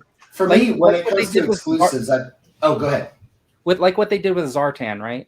So they had one of their exclusives, the Zartan, was the one you could put in the fridge, and it changed colors, came with a bunch of extra heads and stuff like that, came with a whole ton of accessories. That was like an exclusive one. And then they had the regular package one, which didn't color change if you put it in the fridge, and basically just came with a couple of faces or whatever in the backpack, right? So one was mainline, one was exclusive. For me, I think when it comes to exclusives, I think they should be repaints. You know, like for me, I don't think Chuckles should be a San Diego Comic-Con exclusive. I don't either. Everybody wants to get, well, not everybody, but most G.I. Joe collectors would probably want a Chuckles in the main line and not have to go to San Diego Comic-Con to get one. Now, I know we didn't have to. It's probably just as hard, Connor, for you to get to San Diego Comic-Con as it is for me, and I live in Florida. It's just, it's going to cost me an arm and a leg to fly there and stay overnight and whatever, like get tickets. And, it's just as cost prohibitive to me as it is for you to go there. I've never been. I'd love to go, but I probably never will be able to go. That's just how the cookie crumbles. But for me, Chuckles is not a good exclusive. To me, what's a good exclusive is like the Baroness and Crimson Guard, like that 3-pack that's going to be an exclusive to like Hasbro Pulse. To me, PulseCon exclusive. I think that's the type of exclusive we should be getting. Like it be a repaint. Like if you want the Red Twins, if you want the Red Baroness, that's exclusive to the Comic-Con. And if that's how you get it, whether you order it online and pick it up there or whatever. I think repaint should be your exclusives, not mainline figures like Chuckles. But that's just me. But I knew going into it, I was like, we're getting that Chuckles. Like that thing's going to go up for everybody to get. Like there's no way they tooled all of that to make that exclusive figure. Because they broke their model a few years ago. I mean, like the Serpentor with the Air Chariot was supposed to be an exclusive. Right. But they made multiple production runs and resold it. That Mindbender was an exclusive, and they've made multiple production runs and resold it, which I think is great, right? If they were still doing, because at Comic-Con this year, they only had 2 exclusives that they actually had in stock in their little store. One was that Vintage Collection Black Chrysanthemum, and one was a Transformers. And nobody was buying them. Right. And so, there's plenty of them still for sale. Nobody wants to buy it. But like say with Chuckles, if they had him there, then that would have been kind of a reward for going to Comic-Con that you got him early, right? I just don't think that they should call them exclusives. Right. I think they should just say the Comic-Con early release. You get them first if you're there. Like something like that. Like, but they should have them there. Right. I did see on Rebel Scum the Star Wars page that if you were at the convention, they had the new selfie series set up, with the new app, and only the Hasbro employees had the new app. And so you could get the new hairs, the sculpted beards, the glasses, the eye patches, all that kind of stuff. I saw that video and I downloaded it. I was like, let me get on the app. And the app had like an update for the selfie series. I'm like, yeah, this is it. So I'm like, I'm finally going to buy me a selfie series. I can get a sculpted beard. I can get, glasses. And I was all excited. But then I kept watching the video and I was like, wait, mine doesn't have glasses. Mine doesn't have the sculpted beard. What's going on? And I watched the video and it was like, oh, this is only exclusive to Comic-Con. If you're here physically, then you get to use the new app that only we have access to. The app is going to be updated and roll out for everybody else in October. And I'm like, oh, okay. So that's the kind of stuff that, you make special memories. You make these exclusives there. I think that's the way to do it. Yeah, like last year I did my selfie series at Comic-Con and I got it in like probably a month and a half. So I had my selfie series like way before like almost anybody else.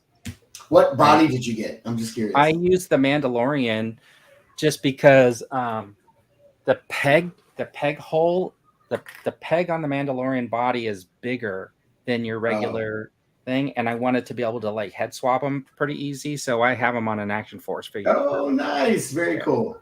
Yeah, so very cool. Yeah, I think I'm going to order one when they get the new update in October. I think I'll probably do another one just to see like if it turns out like what the difference is, because that's generic hair. It's the closest I can find to mine, but I'm curious to see. Like, I need that hair that's like bald up. That's what I need. Mine's the same. Starting to. So look at Bob Rum. He thinks I'm Bob. Slightly sliding my friends. Yeah, G-Force. You're gonna have to rewind. See, just from the thumbnail. Just from the thumbnail. I think I was pretty fair. I mean, if Scuba Pete's here, he can chime in. Do you think I was fair, or do you think I was not fair? In my assessment, anyways. But yeah, it's collecting's like very different, because I remember a time where you would go into Target, like when the Black Series was first coming out, and you can wait it out and get figures on clearance. I remember getting a couple of those Hut Slayer or the Slave Leias for like $9 or something like that. And then there was a period of time where like you could go in and there was like nothing. Right. And it's just like empty pegs. I think I even made videos about the empty pegs. And then, and now I think we're back to it's just way too much. Way too much coming out. I did see a video on, I think it was on Rebel Scum, where they were talking to Patrick from the Hasbro Star Wars team. And they asked him specifically, was, Hut Slayer Leia off the table? Like, are they just not ever going to make her again? And he was like, no figures are off the table. Lucasfilm has not told us we cannot make that figure. She is very much still a figure that we can make. And I'd be willing to bet you, we may see one next year. We're still celebrating, 40th anniversary of Return of the Jedi. I think we'll probably see that. Do you think we're going to end up getting one? I mean, I don't see why not. I mean, if, he's basically saying that she's not off the table. So I know she's one of the most sought after Black Series figures right now. Her price on, I had her at one point and I think I sold her. I don't know why I did, but I don't have her in my collection now. And I know she's crazy. Is that a custom head? Yeah, this one is the award head or whatever, the one where she's. Oh, nice. Okay. And I just did the head swap. It took a little bit of work because I had to build up the peg for the neck, because otherwise her chin would be like way down here at the bottom of her neck. But I think the head is way better. I think eventually I'm going to pull this bun off and swap it with the one from the actual head, so it has the right ponytail and stuff like that. Right. But very cool. That's really mostly what that figure needs is a little bit better of a head sculpt. Yeah. Let's see. I think we're getting 120% of the Hut Slayer and all the lines in the near future. This is Left Coast. He's just got his theories. He's just making stuff up. But, so I think I even did a video like I think in the middle of COVID maybe, or right around, where I looked at the release list for Star Wars from one year and compared it to the next year, and it was like 20 more figures than they had released the previous year, and it just seemed overwhelming. So I would be curious to go back and look at the release list just to see how much it's grown. I think it's shrunk. I mean, I can't remember a time when we got so few like Black Series figures in a year. Oh, like, Black Series, yeah. But overall, I think they're focusing more on Joe right now. Oh, and, right. And Legends is just like we're being inundated with like Legends figures. I don't collect Marvel Legends at all.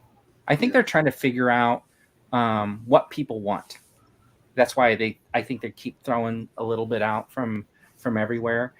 But I mean, you would almost have to expect, right? Like that GI Joe is actually putting out the amount of figures that they're putting out now, because I mean, they're a fairly new line. I mean, I still vividly recollect getting the special edition Snake Eyes.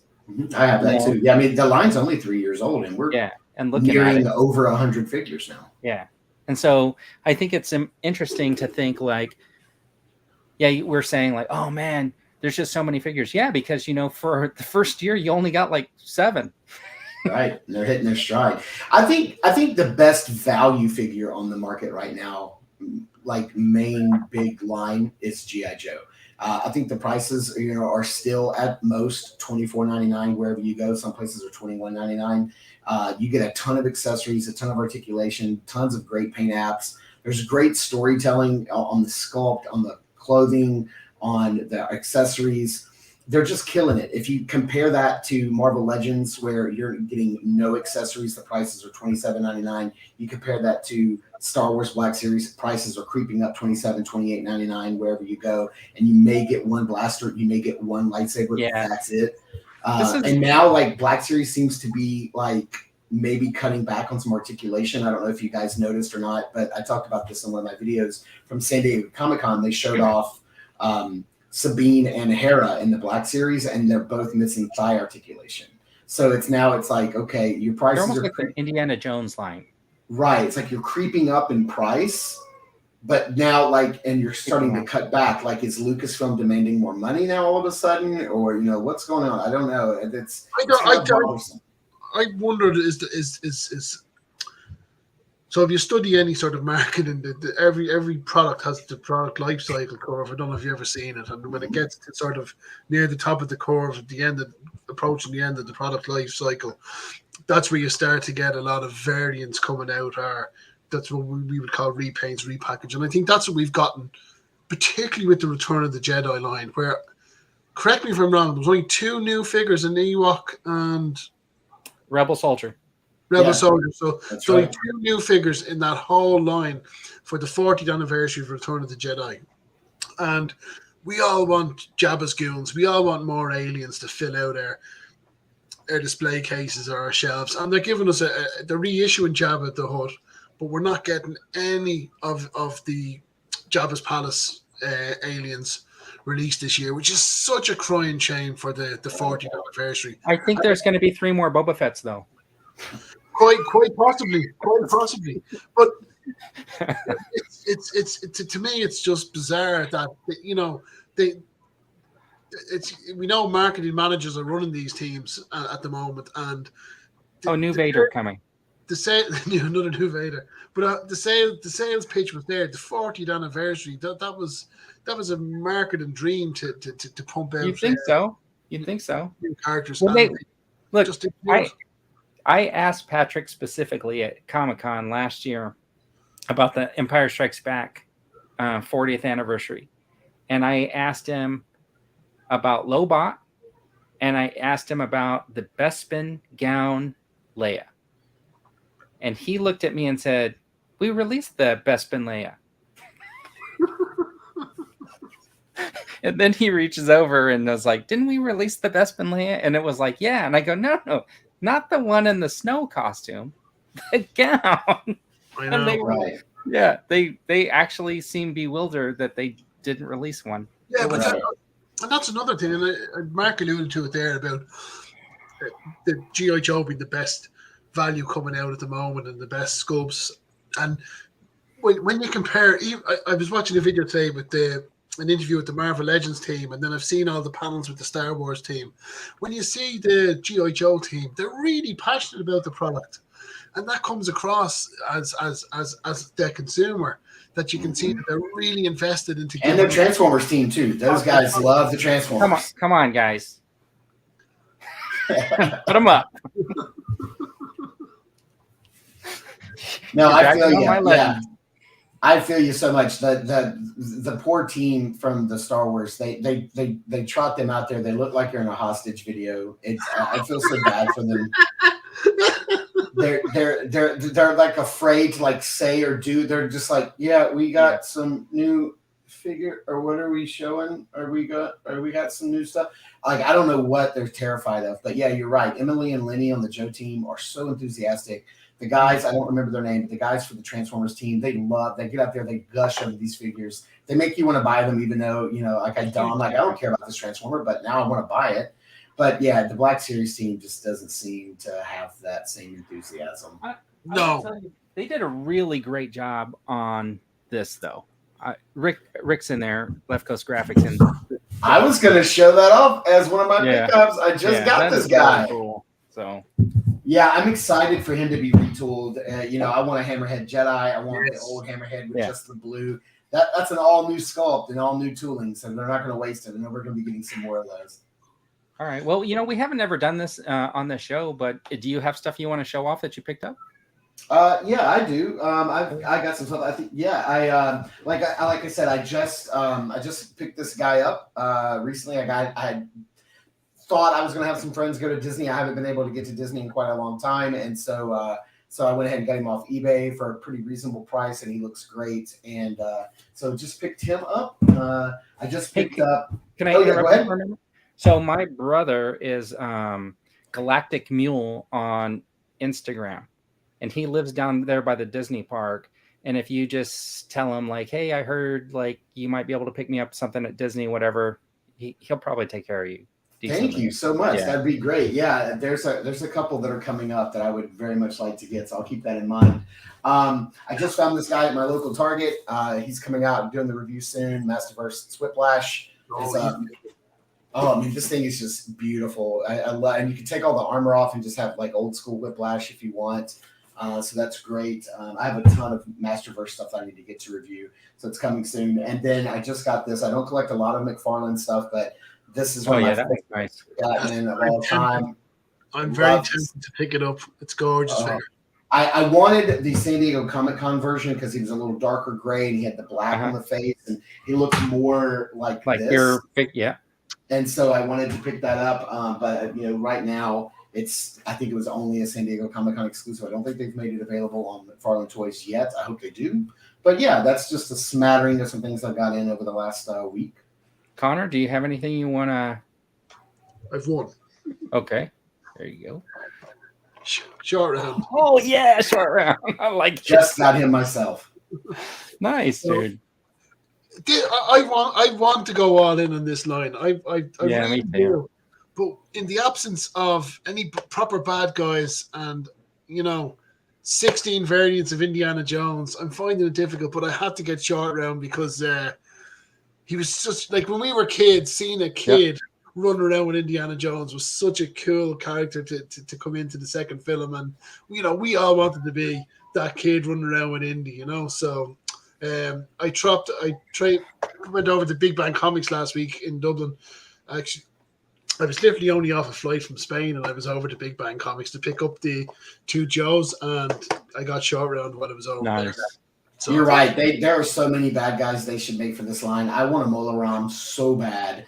I want give me just the generic bad guy that was running around in Raiders with like the turban and the eye patch that had the monkey. Like, just give me that guy. Like, yeah, there's so many bad guys I want from that line. The Indiana Jones line looks good. I don't know how long they're going to keep it going, but yeah, it's not going to be around very much longer unless they can start fitting some more figures in there.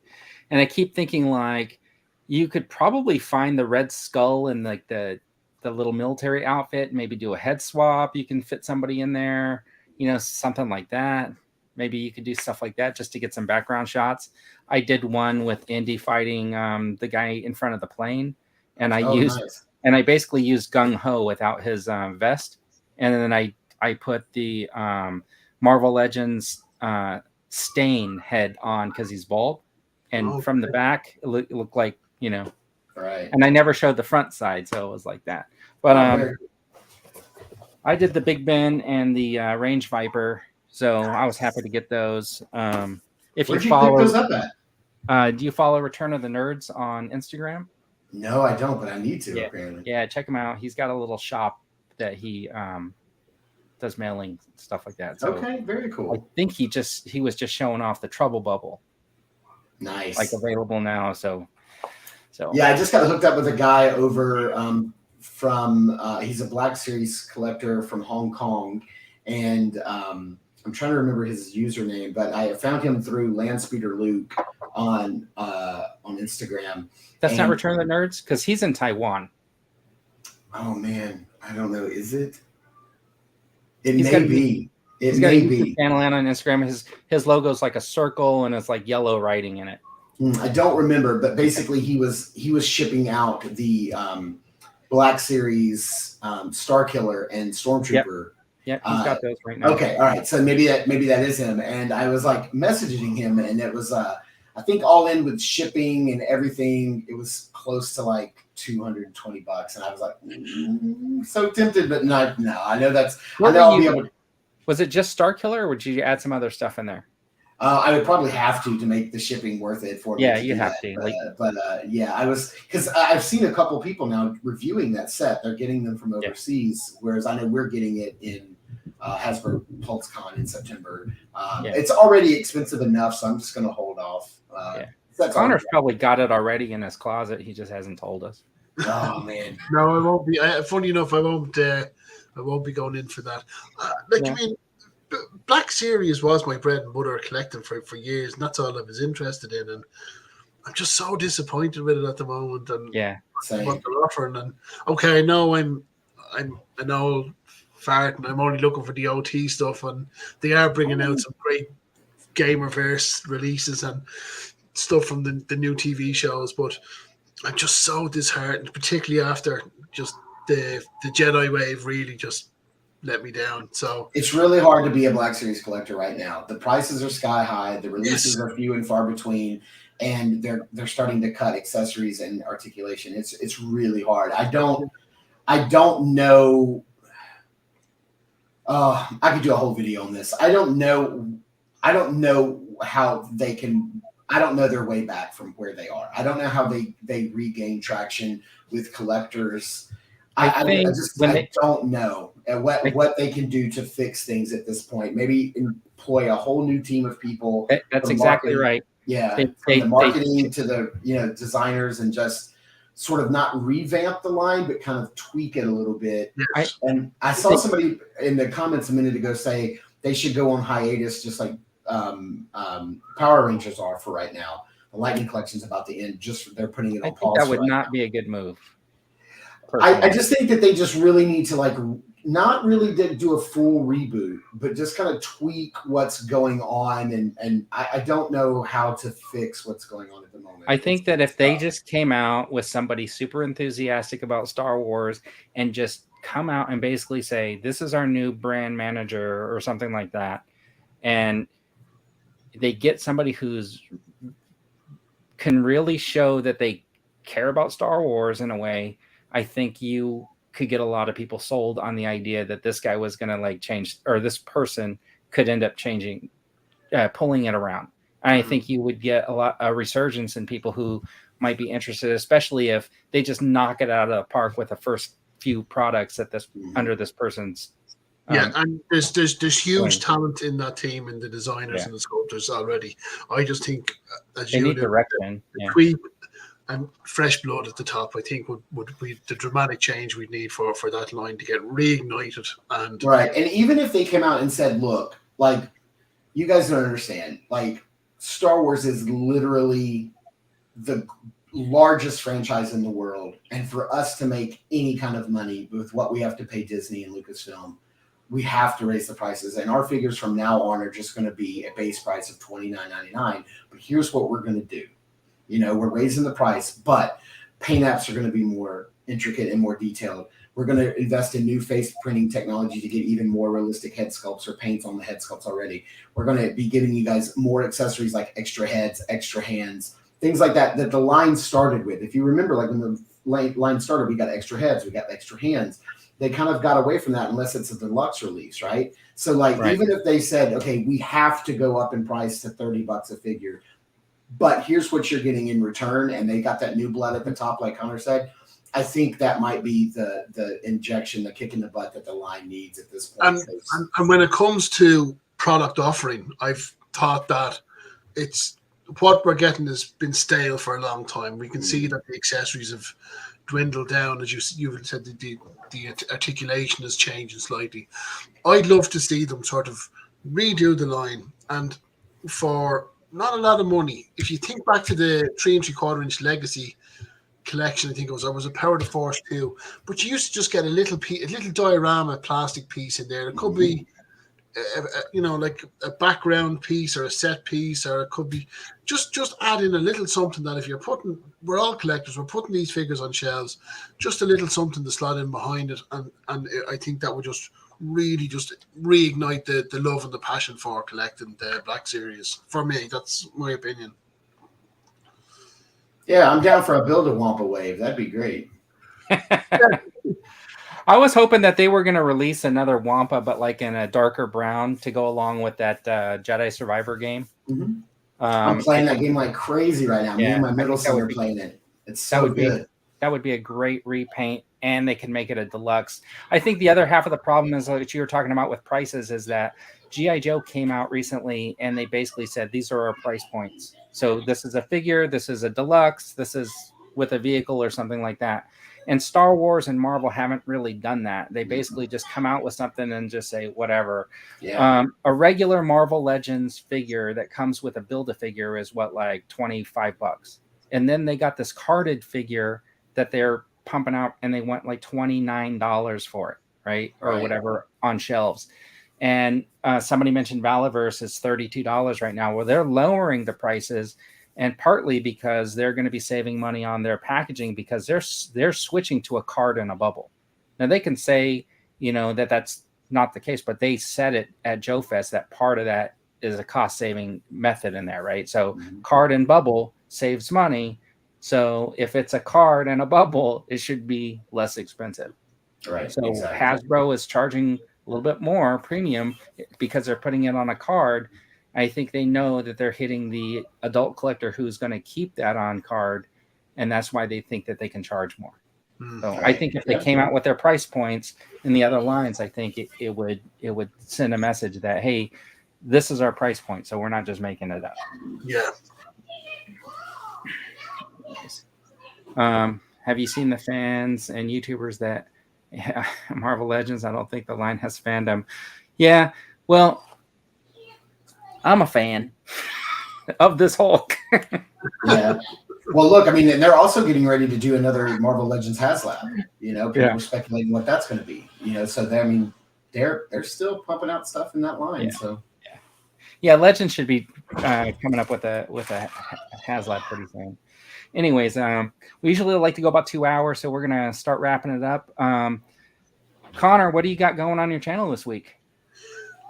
Probably short round. See what free time tomorrow.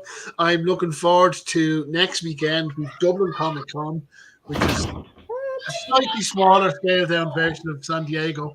But we've got DTM and Manga Fandango coming over from the UK. Nice. Jared Kane, Jonathan from the chat, Brian's action figure reviews. So we're all going to hook up in Dublin and head to that, and I'm really, really looking forward to that. So that's next Saturday. Are you guys going to make a stop at Supermax? There's been talk of the possibility of a consumption of one creamy black pint per person. We'll see how that goes. All right. Mark, what do you got going on your channel this week? Oh man. So like I said last week, I asked what do the viewers want to see, and it looks like we're going to be doing some Black Series, some oh gosh, what was how did it return? Oh, we're going to be doing some Black Series. We're going to do some Masterverse, and we're going to be doing some probably. Let's see, what else is going on? Gotta look around on the floor. I gotta look around in my pile of shame. We're going to be doing some He-Man and some Star Wars this coming week. That's all I can say. I'll probably start off with my Doc Ondar, because this guy looks incredible. I just got him, and I want to get him opened up. So we'll probably kick off the week with that. I do need to do a video for my channel, let everybody know what's going on with the Cat Slayer. I've contacted all of the backers already and let them know, so everybody who's backed it knows. And then I had one person ask me where my video went, so I'm going to be doing a video to explain that. And I'll probably do my video this week talking about my top 5 most wanted GI Joe vehicles that are not HASLABs. So that always gets a good response from the Joe fans on my channel. So that's me. That's what's coming up this week. All right, and if you want to subscribe to Mark over on Saturday Morning Toy Collector, I put his link in the comments. It's also in the description of the show. So go ahead and head on over there and subscribe. Thanks for joining us, Mark. I really appreciate it. Thank you guys for having me. This has been a blast. It's been an absolute, it's kind of having a down day this day. It's kind of dreary and rainy here, and it's a quiet Saturday. So this has really kind of picked up my spirits. I appreciate you guys having me on. This has been amazing. Yeah. I'd love to come back anytime you'd have me. Yeah. Just let us know. Connor, I really appreciate you jumping in with us this week. You're always welcome. I know you sent me a message. Hey, did you find enough? But I had that group, and I was like, hey, anybody that wants to come on, right? So. Yeah, it was nice meeting both of you guys so much. You guys are fellow toy collectors at heart. I feel the love so much. Well, as I always say, I only start doing this to meet other people. So, big part of it for me. So it was lovely to meet you, Mark, and hang out with both you and Vern this evening. And of course, the chat. Yeah, absolutely. Thanks for everybody in the chat who's sending comments and everything. I really appreciate it. You guys are amazing. Yeah, absolutely. I mean, we wouldn't be doing a live stream if we didn't have people showing up, and I really appreciate when everybody joins the conversation. I love everybody's opinion. I even appreciate G-Force telling me it's Vern versus Valaverse. I know he's busting my chops and stuff like that, but it's fun to have everybody come in and stuff like that. And, we got to have a little brevity in our lives and stuff like that. So anyways. We'll see you guys. New channel name, Verniverse. Vern versus Valaverse. Anyways, everybody, we'll see you next week on the Toy Duo. Take care. Take care, everybody.